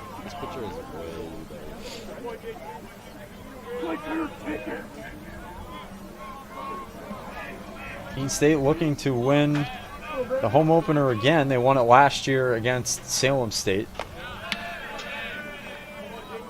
I believe it was 4-3 the final in that one.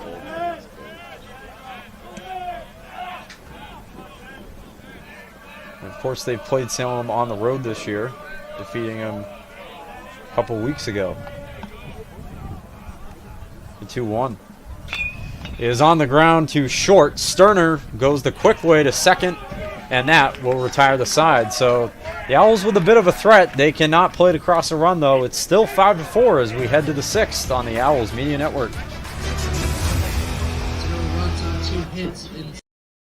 College sports fans, get ready for game day with officially licensed merchandise from the NCAA official online shop, ncaa.com/shop.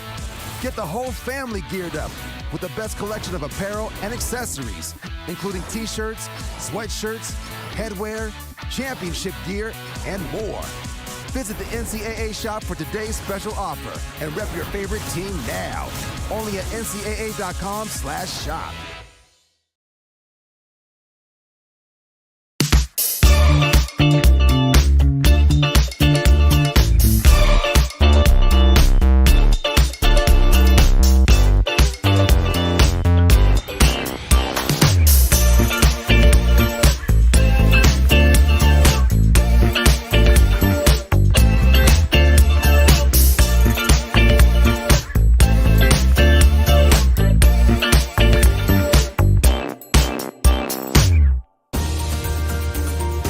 I believe sportsmanship is a mutual admiration and respect for your fellow competitors. We all go through a lot to reach the point where we compete against one another. It's important to realize that. So once we're finally on the field or on the court or on the starting block, we look at each other as fellow human beings and not just competitors. Being able to recognize the hard work that other athletes are putting in creates a more positive and inclusive environment.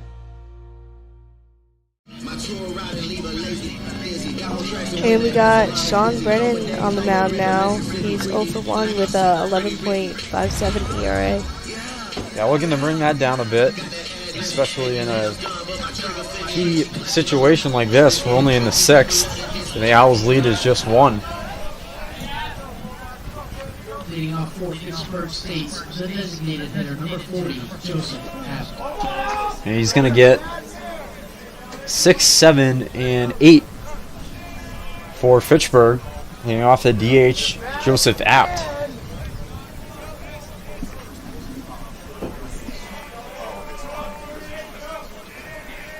Brennan's first pitch of the day is hit in the air to left center. That ball looks like it's going to get over the head of Zena. That'll be trouble. He bobbles it around. The throw, nice throw by Zena into third. It's cut off. That is a leadoff double on one pitch for Joseph Apt. Thought maybe he would be going for 3, but he holds up at second. Get a pinch hitter here for Fitchburg State. That is Eric McCallum. So McCallum will come in for Nolan Hills. Probably would guess would take over at first defensively.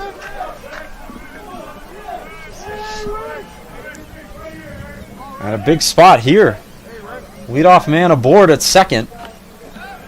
Brennan fires in a strike. Sean Brennan, also his brother on the team, Troy Brennan, also a pitcher. Sean number 4, Troy number 6. Zips in a ball.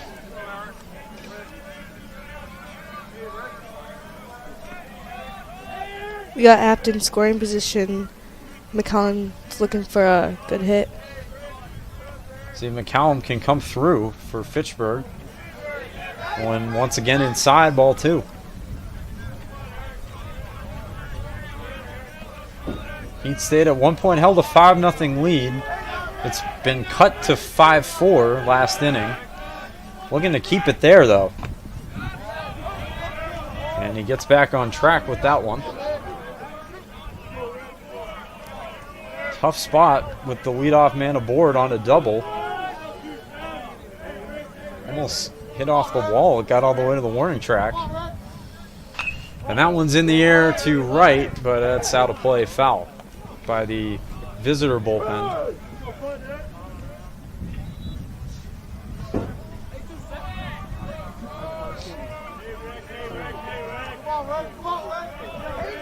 2-2 from Brennan to McCallum. Here it is. Off the plate.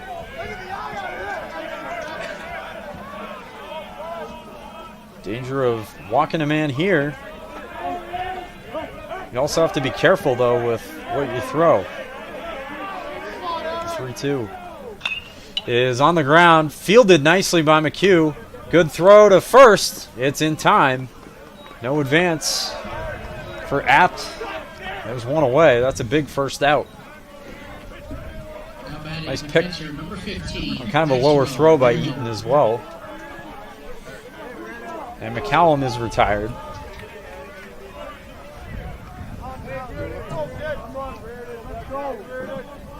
Now Riordan, the catcher, up. Looks at ball one.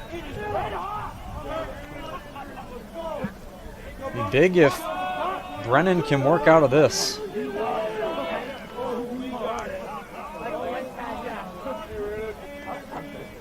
Got some good defense from his third baseman. That one fisted. Beautiful thing there. Eaton makes the catch in fair territory, and there's two away. So he's one out away from stranding the leadoff double at second base. It's up to the center fielder, leadoff man Matthew Kelly, to drive him in.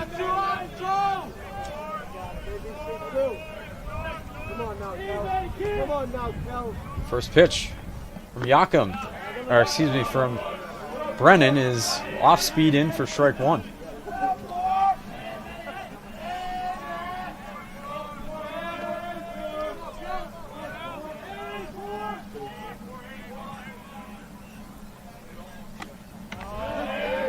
Misses. That was 1-1 for Kelly.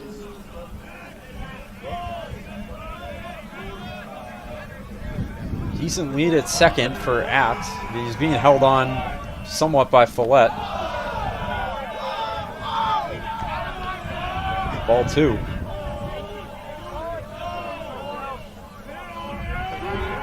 Owls have George Young, the left-hander, warming in the bullpen. Number 30.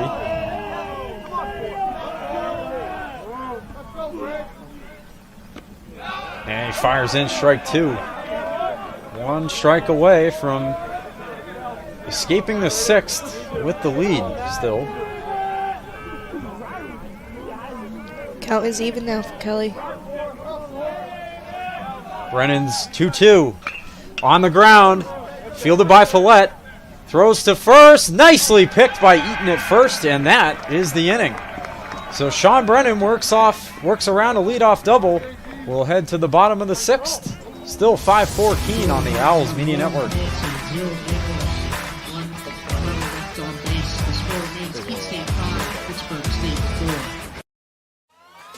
All right, pay attention. Welcome to Fandom 101.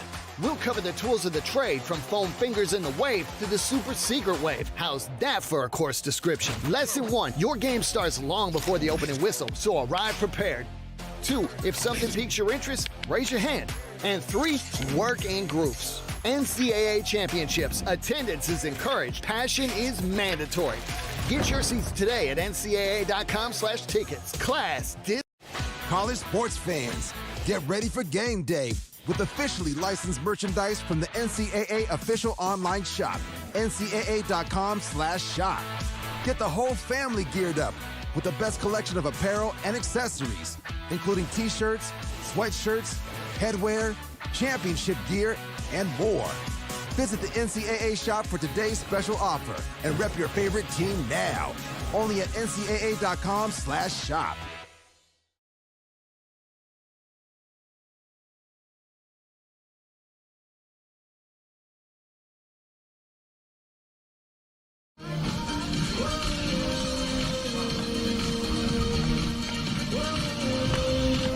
Back here on the Owls Media Network, bottom half of the sixth.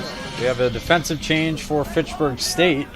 Brady Campbell takes over. So McCallum pinch hit, but he does not remain in the game. And we'll get the top of the order for Keene, looking to maybe give themselves a little bit of distance once again between them and Fitchburg. It's a one-run game still, as Justin Mayhew remains in the game in relief for the Falcons.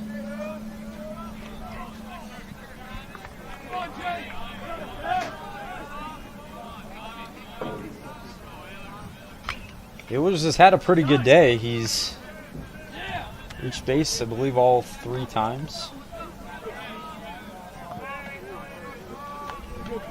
Has a walk, a hit by pitch. Doesn't have a hit yet, though. On the ground to third, fielded by Kelly. Throw to first. Nice throw in time to get Ehlers, who's got some speed out of that leadoff spot.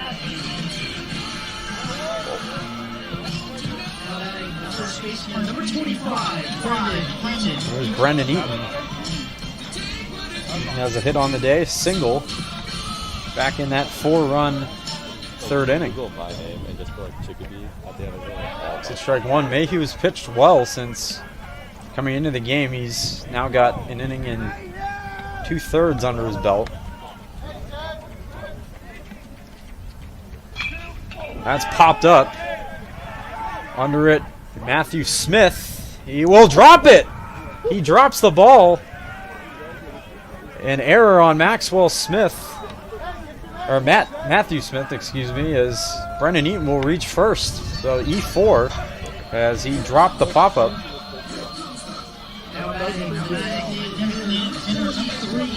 And now it gives the at-bat to Jonathan Chatfield.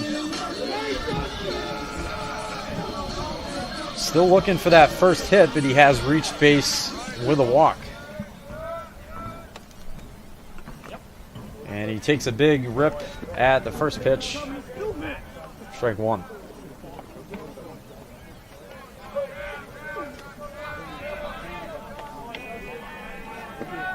Eaton at first. Finds a way to get on base again, even with an error. Foul back, and it's 0-2. And Chatfield, you can just tell a little bit right now, not super happy with his timing. I think he feels like he should have hit that one.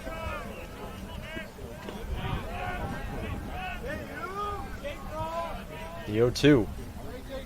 They'll look back, check Eaton back to first. He's back in safely. State now in the 6th, has not scored since the 3rd. They also got their first run in the 2nd. They look, check him back again. Once again, he's safe.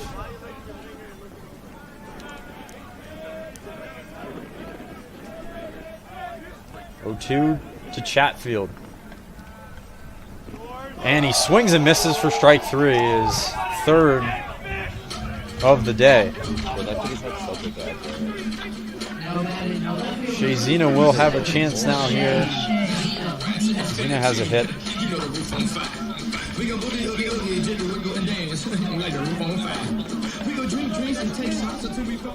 Eaton at first.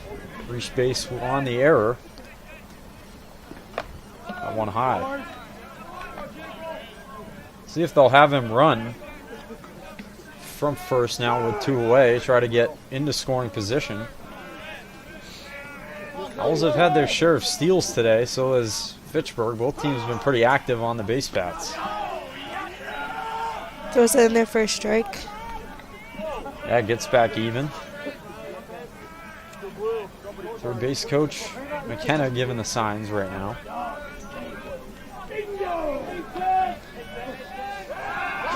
They'll throw back again. That one a little close, but he's once again safe.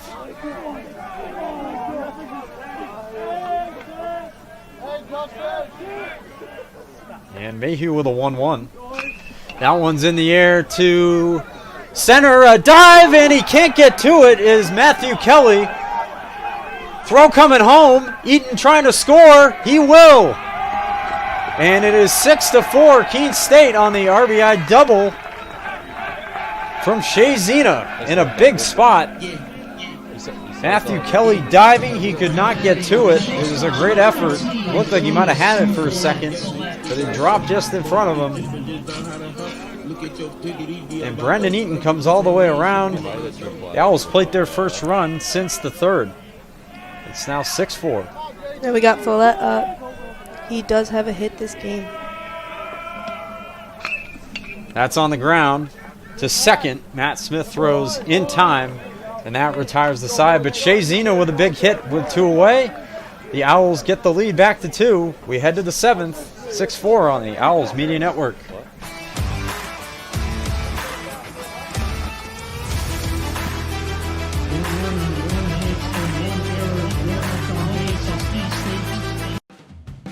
Our campus can be pretty quiet during the summer, but we're still here to show you what your life at Keene State will be like. I'm Emma, a tour guide of the admissions office, and I'm here to answer your questions and show you the parts of our community you're interested in seeing most. You can book a tour at keene.edu/visit or reach out to any of our admissions staff to find out when you can come see our home. Here's a sneak peek at what a tour is like.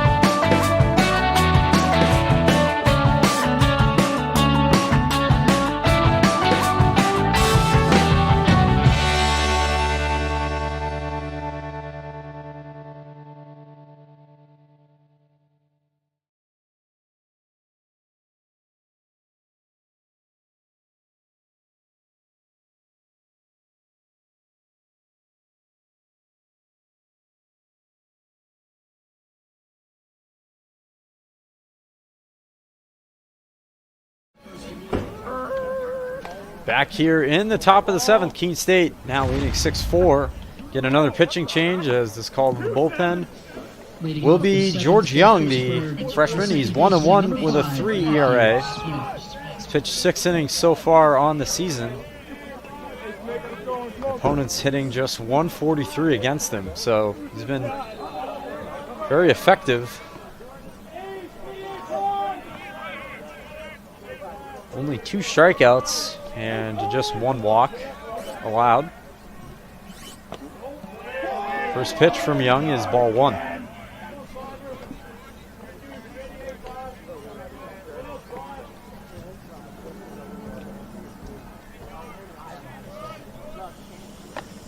That one misses, ball 2 on Matthew Smith, the second baseman. Owls looking to nail down their 9th win of the season in this one. Ball 3. And it would also, if they can pull it off today, would be their 3rd in a row and put them at 9-12. 3-0, and he fires that one in for strike 1.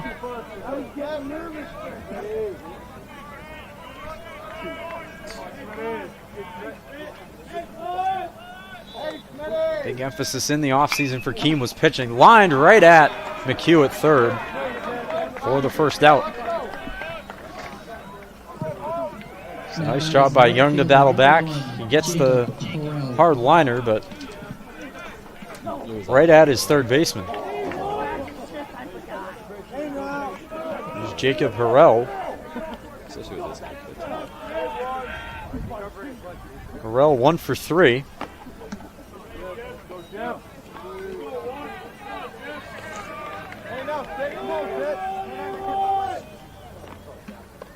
The base hit. 1-0. That one fired in there to get the count even.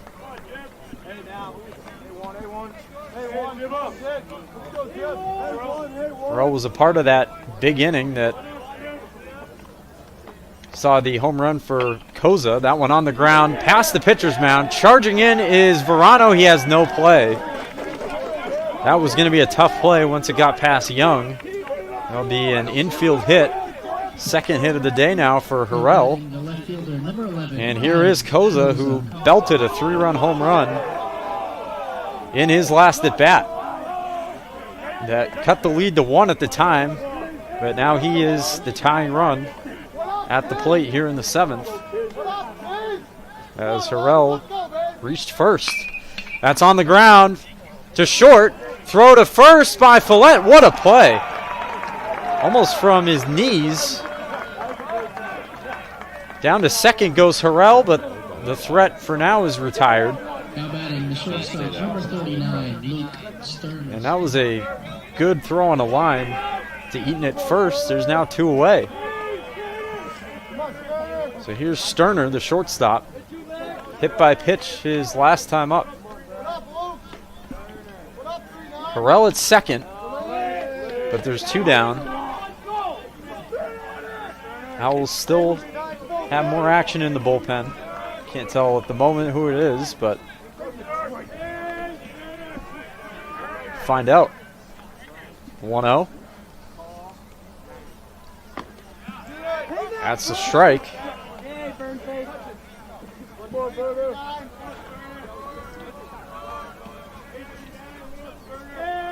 Owls in command right now, 6-4. Looking to win their 2nd consecutive home opener. Runner goes, Harrell at third. The throw is nicely grabbed by McHugh. He just saved a run right there. It was a high throw from Rogers, the catcher. If that got over his head, Harrell would have been able to come home easily. This would have once again been a 1-run game, but still work to do for Young as it's now 2-1. Harrell down to third. The 2-1. Off the plate.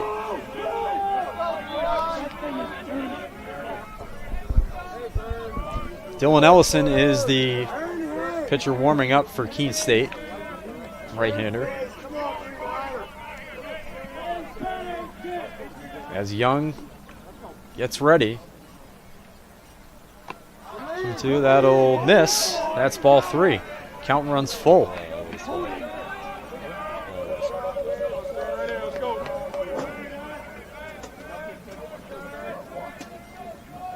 Kelly, the third baseman, Max Kelly, would be next if Sterner reaches.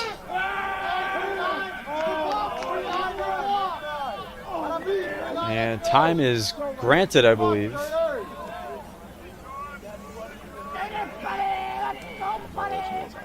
Umpire writing something down.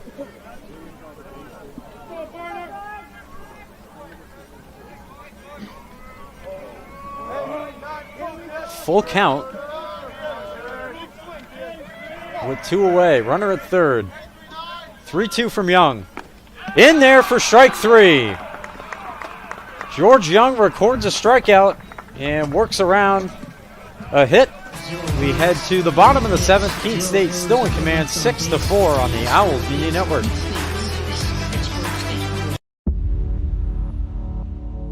To them, the whole world looks like an opportunity, one to be seized,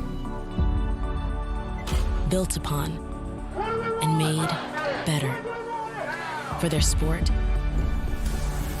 and the people around it. To student athletes, every opportunity is a chance to change what could be and show the world what opportunity can do.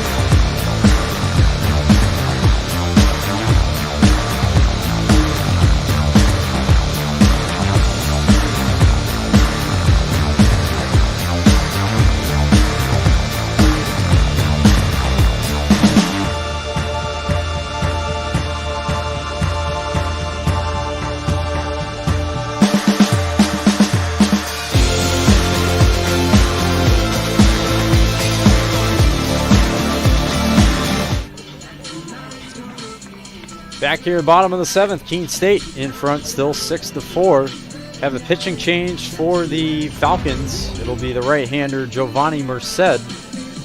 He's no wins or losses on the season and a 5.14 ERA. He's pitched 7 innings in relief. Junior right-hander.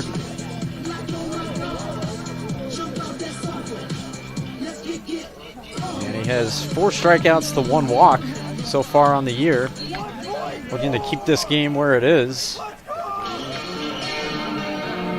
And he will get Lucas Rogers, the catcher, to lead off for Keene State. So the third pitcher to be used by Fitchburg State today.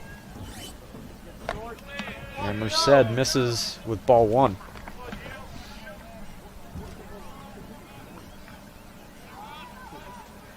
Rogers looking for his second hit on the afternoon.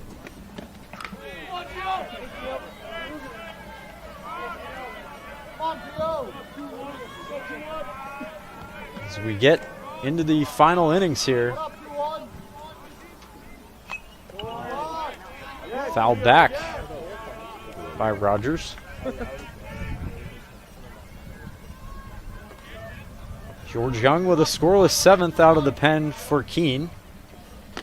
Off speed there from Merced, and that fooled Lucas Rogers. Will even the count. The 2-2. Fought off foul.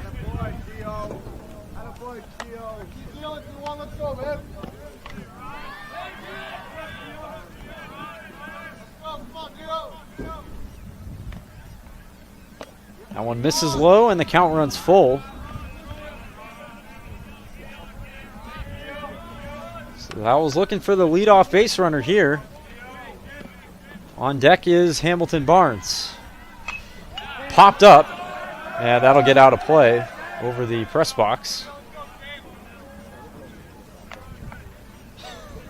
So Rogers staying alive. Barnes on deck looking for his 3rd hit of the day. He's got 2. Popped up. This time it will stay in. Under it is Merced, the pitcher. He's going to take it for out number 1. You don't see that very often. The pitcher calling off the 3rd baseman, but he does, and 1 away. Reminder, the Keene State College Athletic Department and the Owls Media Network would like to thank our community partners, Bulldog Design, Get It Local, Get It Bulldog, C&W Services, fouled away by Barnes, an industry leader in facility service capabilities. Engelberth Construction, we build relationships for life, celebrating over 50 years of service. The offices of Ely Thayer at Edward Jones. Keene Auto Body, your collision specialist since 1928. The Melanson Company, commercial and residential roofing since 1932. And the New Hampshire Army National Guard. Visit nationalguard.com/NH as Hamilton Barnes is called out on strikes for out number 1. Now batting the 3rd baseman, number 12, Or out number 2, excuse me.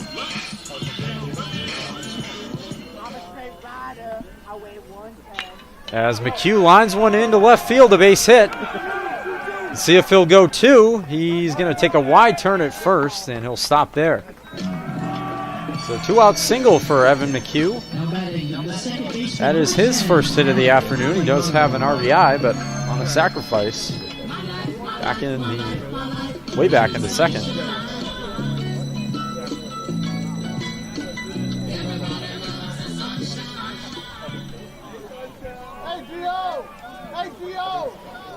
So Merced, an out away from a scoreless 7th. Verano rips one in the air to left. Back at the track at the wall. It's going to one-hop the wall. McHugh rounding 2nd. He's into 3rd. He's going to take the turn. He is going to score. Down to 3rd goes Verano. He is out, but the run will count. That'll be an RBI double for Alec Verano. We will head to the top of the 8th. The Owls grab another run. It's now 7-4 on the Owls Media Network.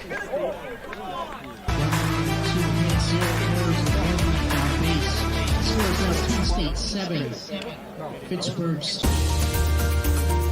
I believe sportsmanship is a mutual admiration and respect for your fellow competitors. We all go through a lot to reach the point where we compete against one another. It's important to realize that. So once we're finally on the field or on the court or on the starting block, we look at each other as fellow human beings and not just competitors. Being able to recognize the hard work that other athletes are putting in creates a more positive and inclusive environment.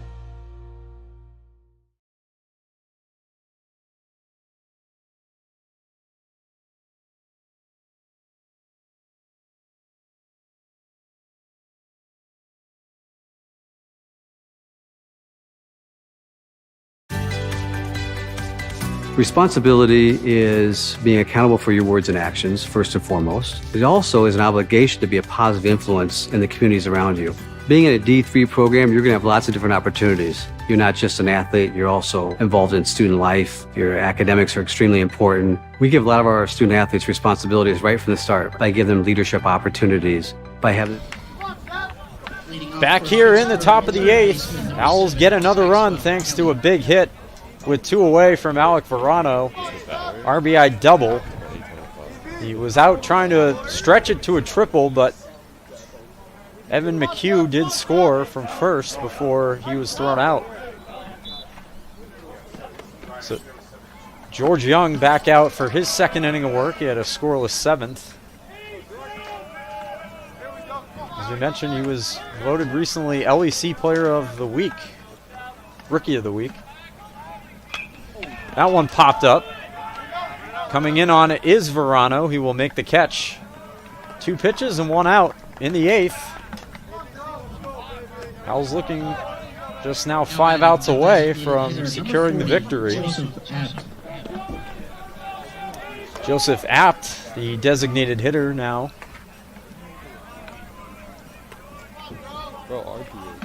In for his 4th at bat. And he goes first pitch swinging, grounds it easily to Verano. He fires in time for the second out. 2 up, 2 down very quickly. And you wonder if Young has a quick inning here, if they might just leave him in for the 9th. Of course, if they leave him in for the 9th, he would have a chance at a save because he pitched 3 innings. Regardless of the deficit, although it is a save situation.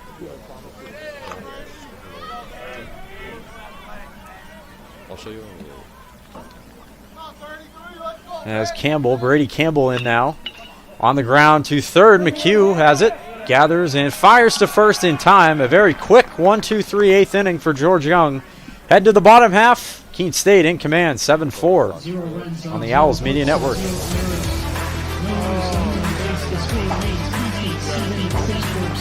I pledge. I am an NCAA student athlete. And I pledge to be a champion of unity on my team, on my campus, and in my community. I pledge to embrace differences and strive for inclusion and collaboration. I pledge to stand against racism, hate, and discrimination. I pledge to strive for love, care, and forgiveness. I pledge to stand against silence, deceit, and obscurity. I pledge to strive for dialogue, truth, and understanding. I pledge to stand against fear and doubt. I pledge to strive for trust and belief in one another. I pledge to stand against complacency and stagnancy. I pledge to strive for change and growth. I commit to supporting my fellow student athletes in all circumstances that impact them. I commit to both choosing unity personally and encouraging it for all. I pledge these things because we are stronger together. United as one. Back here in the bottom half of the 8th, we'll get another pitching change for Fitchburg State. It'll be the right-hander number 44, that's Cy Sullivan. Sullivan 1-1 on the year, an 8.03 ERA, 2.76 WHIP. He has made 12.1 innings of pitching, struck out 14, has walked 19, and also has allowed 11 earned runs on the year. Keene State has the lead to 3. Couple runs in the last 2 innings. 6th and 7th. It got as close as 5-4, and they have held as big a lead as 5-0 in this game. But they've added on a little bit the last few innings and have a 3-run cushion, whether they get another run here in this inning or not.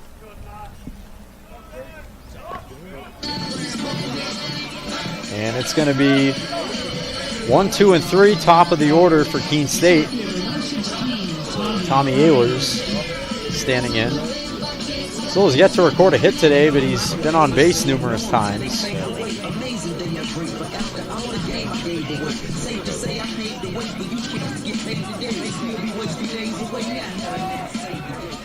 And he'll face Sullivan for the first time.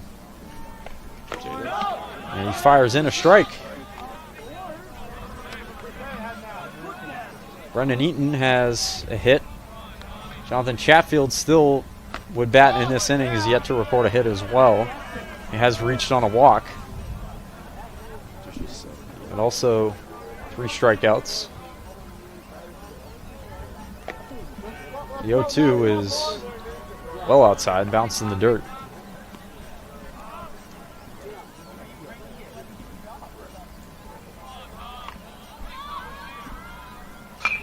Ehlers grounds one. Fielded by the second baseman. The throw, though, is not in time. Matthew Smith had to wait a while on it. And nicely dug at first by Campbell, but not nearly in time to get the speedy Ehlers.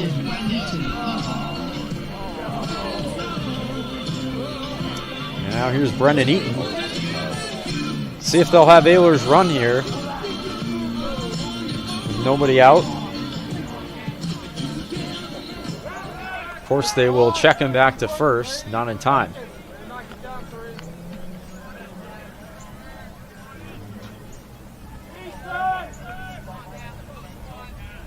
Fitchburg out hitting Keene in this one 8-4. That one's on the ground to short.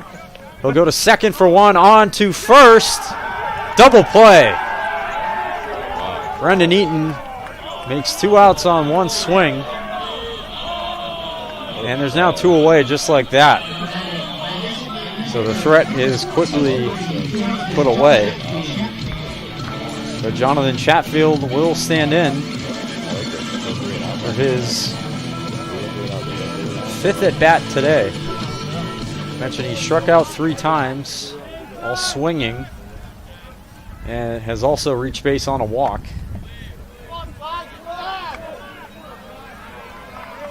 So we'll see what Keene does entering the 9th, if they'll leave potentially George Young in for a 3rd inning. He had a very fast 8th inning. Didn't throw too many in the 7th either.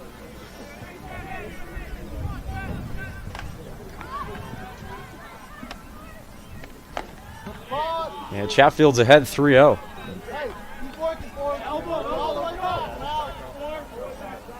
Shea Zena would hit next.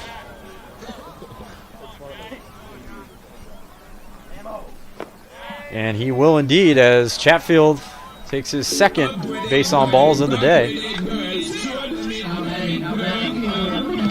And he's another guy that's got speed. We'll see if they try to send him at some point.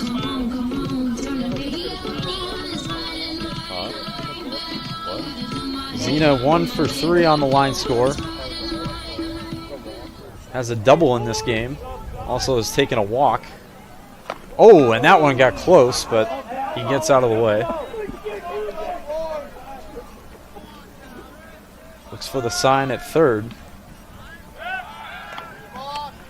They'll check on Chatfield as well. So he gets a fairly small lead. Sullivan fires in strike 1.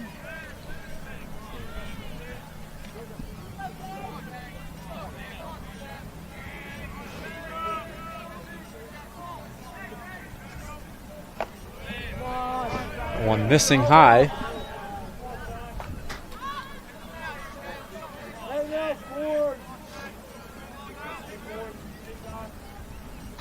And that one's hit right to the second baseman, Matthew Smith, and that will retire the side. So the Owls get a man on, can't do anything with him though, as we'll head to the ninth. Keene State looking for the victory, up 7-4 on the Owls Media Network.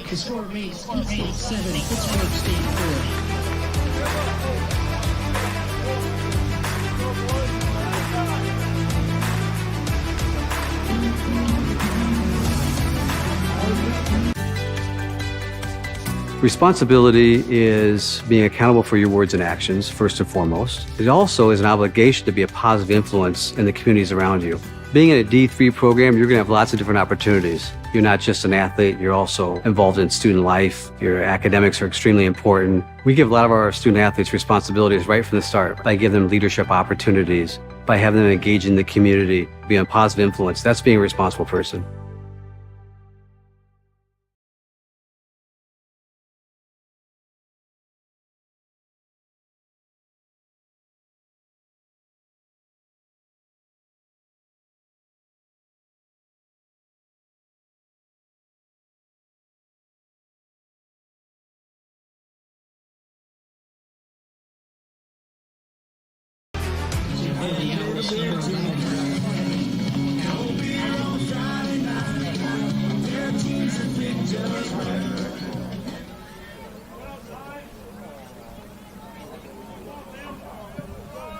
Pitch hitting for Fitchburg State's number 9, Liam Goldstein.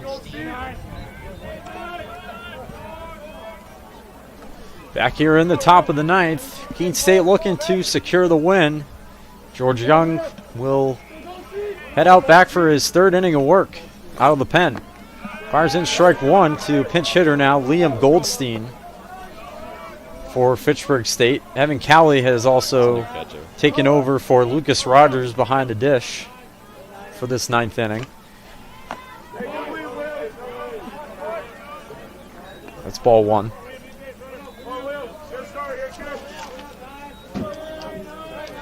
Goldstein, a junior infielder out of Charlestown, Rhode Island.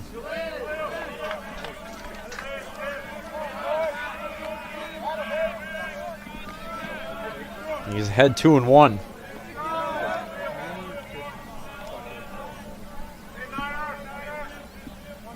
Young's 2-1. Big swing and a miss there from Goldstein. And the count is even.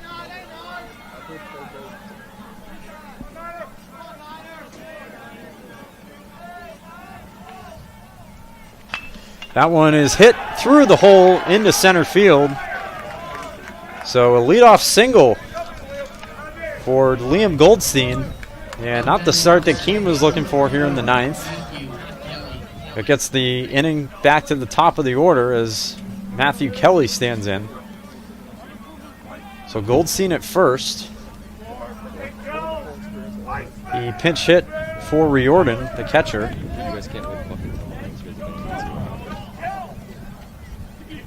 And Young's pitch is hit to right field. Over on it is Barnes. It'll go foul. So good contact there from Kelly, but he just can't keep it fair. Down that right field side. Ninth inning could be a trouble inning sometimes for Keene last year. Hoping to flip the script on that here in 2024. And it's popped up. Calling it off is Verano. He will make the catch for the first out of the ninth. Now batting. Here's Matthew Smith, the second baseman.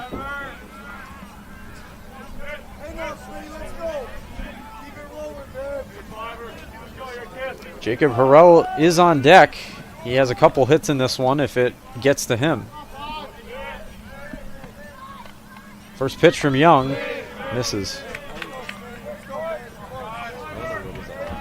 Eaton holding on Goldstein at first. He reached on a leadoff hit, single to center field. He'll check on him. He's back in easily.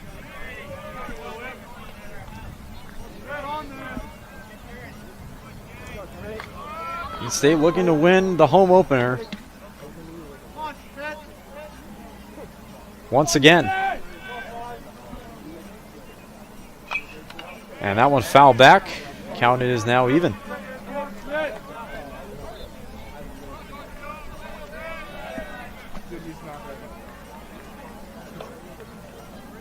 See if Young can get a ground ball right here and potentially end the game that way.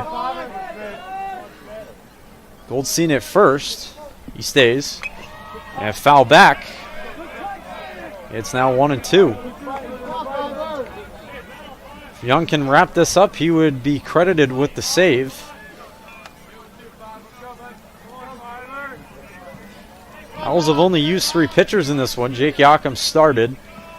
Sean Brennan in the middle, and now George Young. That one misses in the dirt for ball 2. And compare that to Fitchburg, they've used 4 pitchers. Since the 3 pitchers, technically, since Jason Bickford left the game in the 4th. The 2-2. Off speed, and it ran a little high. And the count is now full. So he's in danger of, if he walks him, he would bring the tying run to the plate in the 9th. Trying to avoid that, though. Full count from Young. He will not make the pitch. He checks back to first again.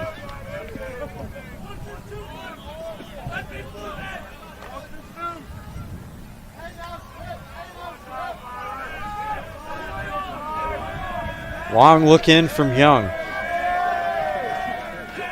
The 3-2 is high, and that's ball 4. And that will bring the tying run to the plate in Jake Harrell. Koza, who hit the 3-run homer, is on deck.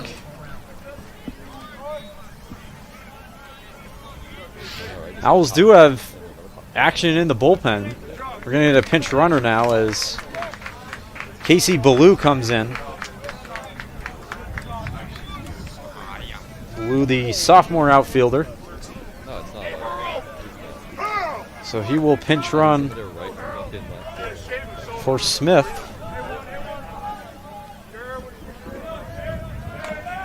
Goldstein now at second. Big swing and a miss for strike 1. Burrell trying to make big contact there. Comes up empty. He now is the tying run at the plate. Runners at first and second, 1 out, and it's popped up. McHugh running over.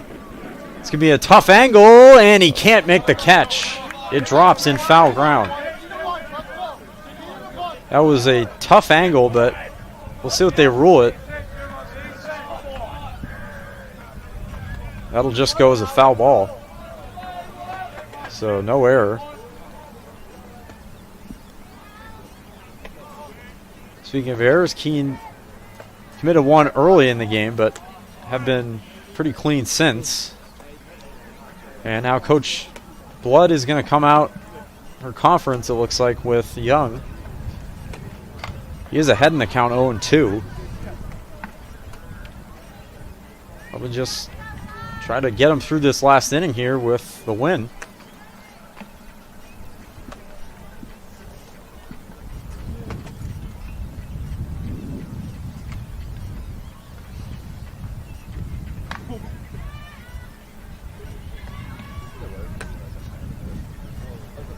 Conference here, the home plate umpire is going to come out and break it up, but Blood ends it anyway. So being 0-2 coming to Harrell, who has a couple hits in this game, also has stolen a couple bases. Fitchburg has had 7 steals in this one. 0-2 from Young. Little outside. Ball 1.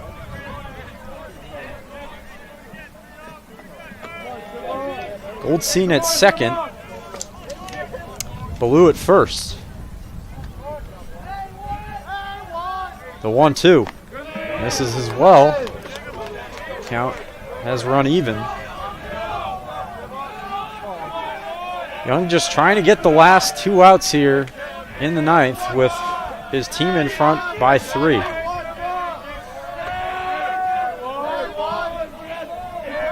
Here is the 2-2.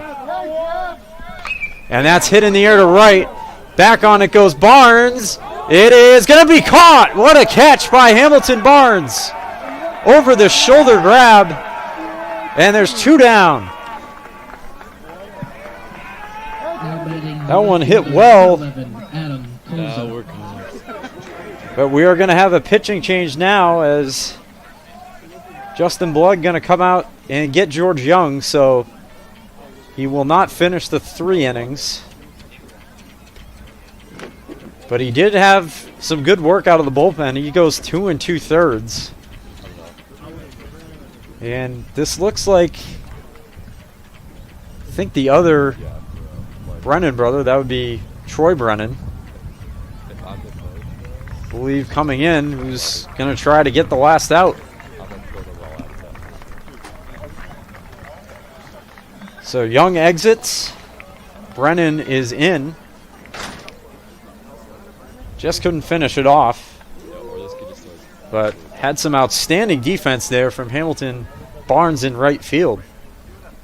Ball looked like off the bat it was going to be over his head. And maybe drive in 2.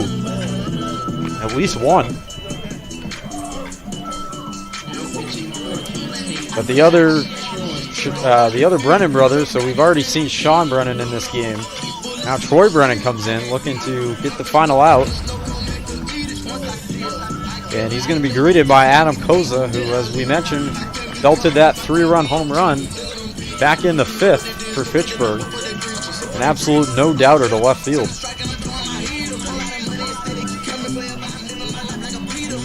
But the Owls just 1 out away, although Koza is the tying run. Just 1 out away from securing their 2nd straight home opening victory.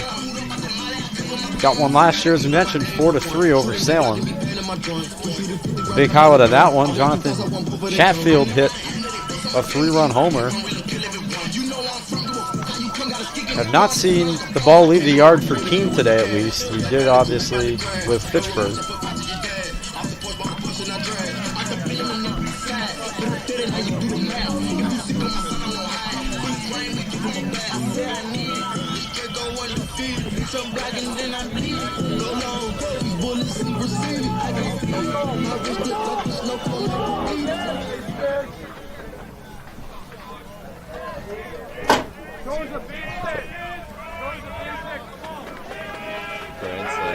Owls 1 out away from getting the win. Brennan fires, big swing and a miss by Koza. As Jake Truesdale joins me on the broadcast now. That's right. Sorry I'm a little late. All right, for the last at bat. Owls looking to get the home opening win. Koza with another big swing, and he comes up empty. That one was off the plate.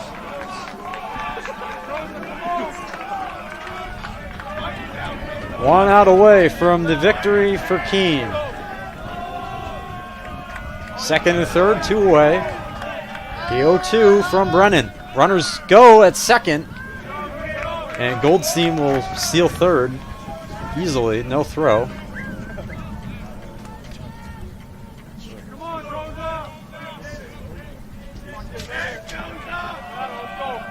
Ballou remains at 1st. 1 strike away from the victory. Brennan's 1-2. Here it is. Yeah, misses away. Ball 2. Nice job by Koza, able to lay it off.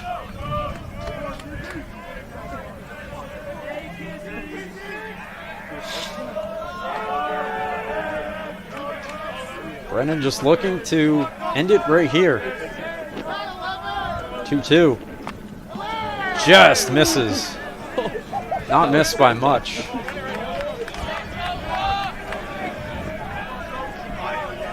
Close one there. Yeah, I thought that could have gone for, maybe could have gone for strike 3. Also, tough angle though. Yeah. Keene bench trying to propel them to the win. Here's the 3-2. Runner goes at first. It's lined hard, but foul. Almost took out the third base coach. Just got down in time. This at bat continues. If he walks them, the bases would be loaded. And Sterner is on deck. They're trying to end it right here. Full count from Brennan. Runner goes again. It is fouled off of Callie. And Koza stays alive. You better pocket down there. Tough at bat here by the left fielder. Keene just looking to put it into the win column and go to 9-12 on the year. Of course. Brennan with a 3-2. It's on the ground, fielded by the pitcher. He's got it, throws to first in time, and the Owls are victorious for another year in the home opener. They win it today by a final of 7-4 over the Fitchburg State Falcons. Good day for the pitching despite some hiccups in the middle. And Keene will be hopefully back in action tomorrow. That'll be on the road against Western New England in Springfield. And hopefully we'll see you again on Saturday as well as they play Western Connecticut in a doubleheader. But we'll be back in just a moment with a few interviews. We'll have Coach Blood and another player at least. We'll be right back in a moment on the Owls Media Network. Connecticut State's for a doubleheader. The first of those games is at 12 p.m. and the second is at 3.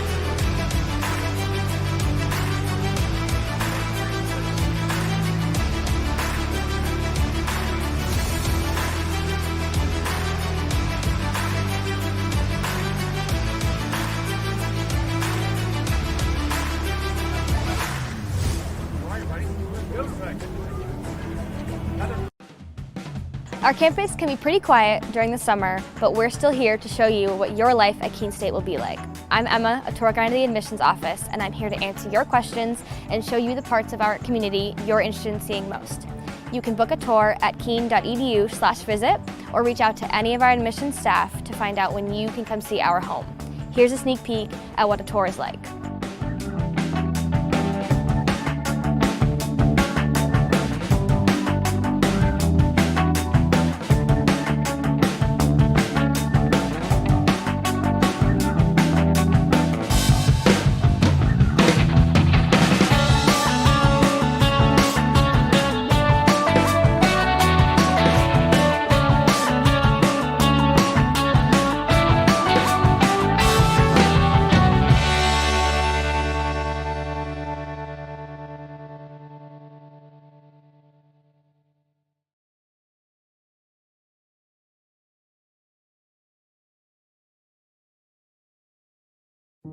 So when I ask students, why Keene State, the students say unanimously it's the sense of community.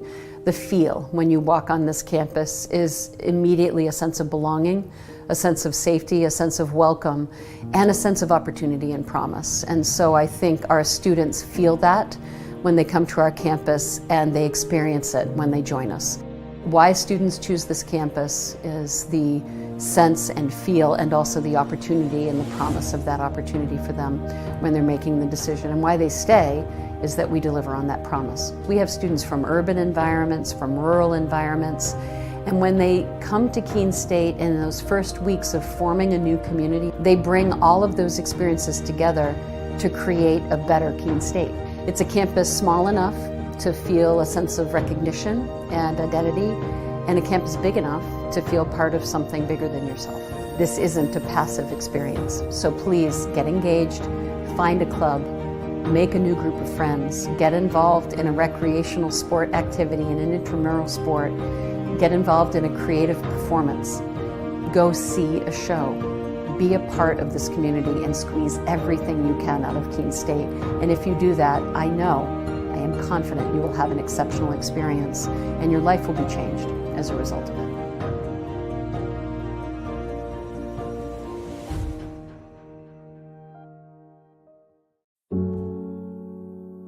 a single thread is unique. Like each of us, full of purpose and potential. A strand designed to connect, strengthen, and unite. But we face different challenges and have different opportunities. By acknowledging that others may struggle in ways we do not, we can celebrate our differences, embrace each other, and fortify the ties among us. A single thread can fray, yet when it's woven with another, a bond forms. A new strength created by the fabric of the whole. Let's embrace the fabric we make together, the diversity of our threads, to reach beyond ourselves and overcome the impossible. The true power of our game comes from unifying our individual backgrounds, connecting our unique stories, enabling us to be stronger, braver, greater. We can achieve so much more when we are all as one. What a season! The confetti is gonna fall. There she goes, and she's got it! How sweet is this, and how wonderful for the sport!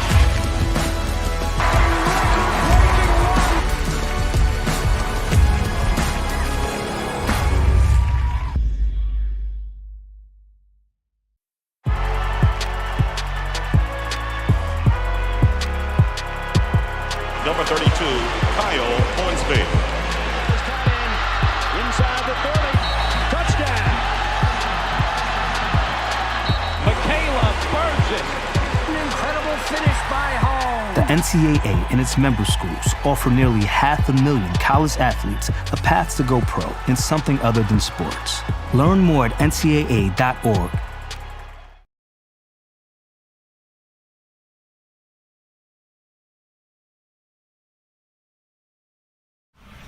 All right, we're back here on the Owls Media Network. Keene State getting the 7-4 victory today in the 2024 home opener, as we're joined by Alec Verano, second baseman. He had a big hit. I believe it was either the 6th or the 7th. I think it was the 7th. 7th inning, yeah. So this year, what's been kind of your approach at the plate, like as far as, entering that at bat, you hadn't had a hit on the day. How did you come through in that big spot? I'm just constantly talking to our hitting coach, John Lupa, just trying to get my swing right and figure something out in that inning, and got a nice hit. He'll put another run up. What would you say, have you noticed any differences this year between the team this year and the team last year? We got a lot more energy this year. We all want to win.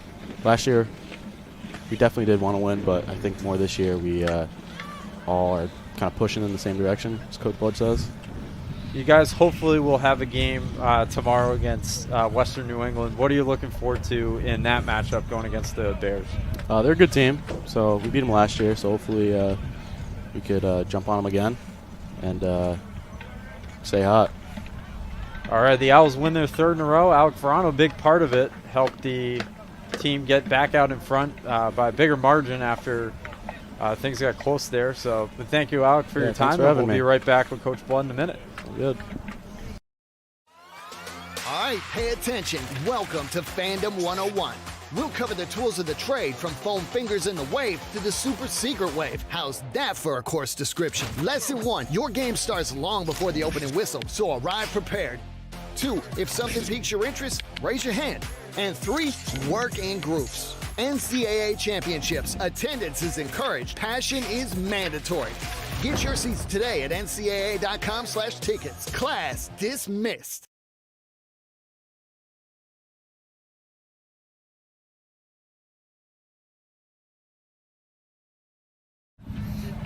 We're back with head coach Justin Blood as Keene State gets the victory today.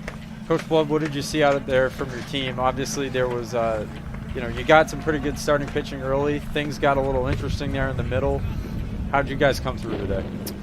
It was a mix of, like you said, I thought early on starting pitching, Jake was good and got them in swing mode, got some quick outs, and then just lost the zone for a little bit, got himself in trouble with some bad counts, and hit a couple guys, and we allowed them to get back into the game.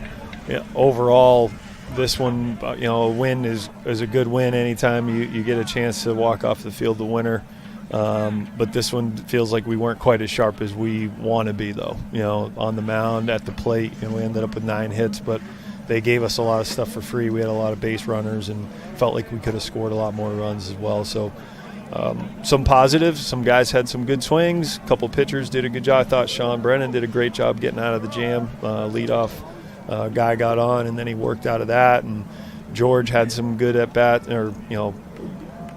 had some couple good outs, and then he looked a little shaky, and Troy comes in and does a good job closing the door. So all in all, it was good, but not quite good enough. You guys have had kind of, I guess you'd say, maybe a little bit of an up and down year. I mean, I'd say you're definitely on the upswing right now, but kind of the start to the year on the road in some of those games with late leads and everything. What's been your emphasis, to the bullpen, late in these games, to go out and? I think as a whole, our pitching staff, we just weren't executing, to certain parts of the zone, executing well with 2 strikes, and we've definitely done a better job of that the last 2 weeks. I thought this past weekend at Hartford we did a really good job. Obviously limited them with runs, but we got a lot of outs because we were able to get to some of those places that we hadn't been able to get to in the previous weeks and got punished for it. So I think the pitching staff's coming along. Where if you look at our stats, we're just rolling guys. There's a handful of guys with 7, 8, 9 appearances now, which is just about half our games almost. So those guys are getting a couple of appearances each week.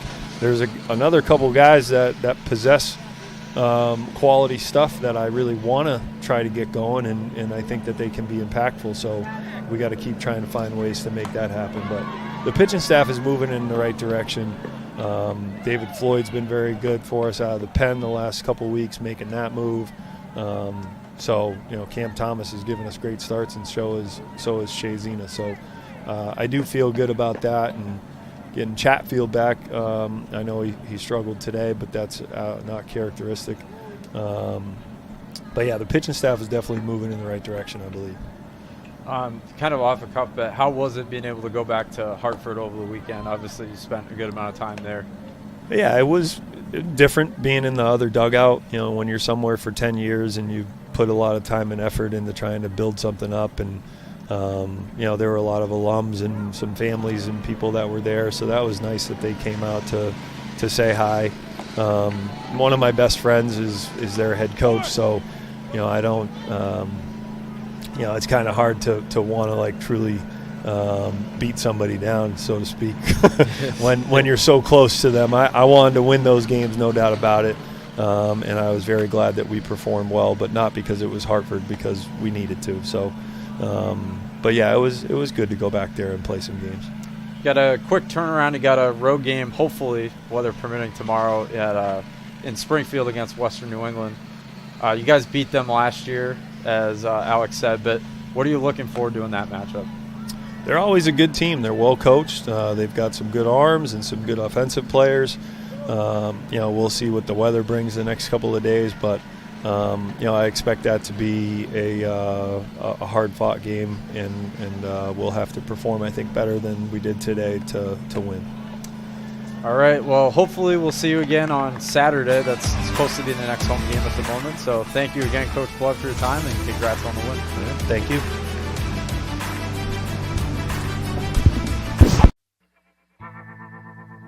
I worked in HVAC when I was in high school, and I really liked being on a job site. When Keene State came to my high school, the admissions counselor told me I could have a job on a job site and also make a difference on people's lives. He said being a safety engineer meant I could work with my hands, but also make sure that everybody was going to be home safely at the end of the day.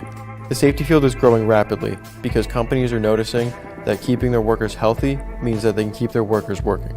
My plan is to graduate from Keene State so I can get back onto a job site as a safety engineer. It's great because there's jobs to choose from all over the United States, so I can basically go anywhere I want. Keene State is giving me the tools to make that happen.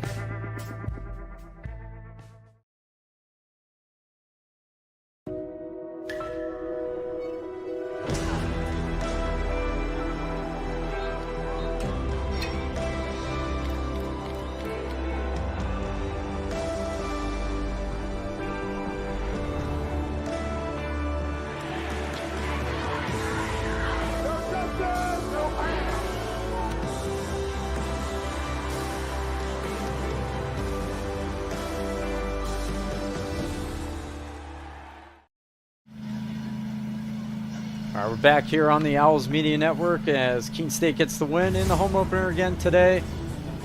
The Owls will travel to Springfield tomorrow, again, weather permitting, against the Western New England Golden Bears. Hope to get the win there. Their next home game would be on Saturday here at Keene State. Of course, we'll see if that actually happens, but that would be against Western Connecticut, and we'll certainly plan on it. So hopefully we will see you then.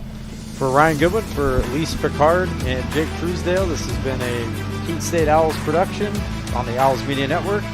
We'll hope you tune into the next one, hopefully on Saturday, and if so, we'll see you then. Thank you. Thank you.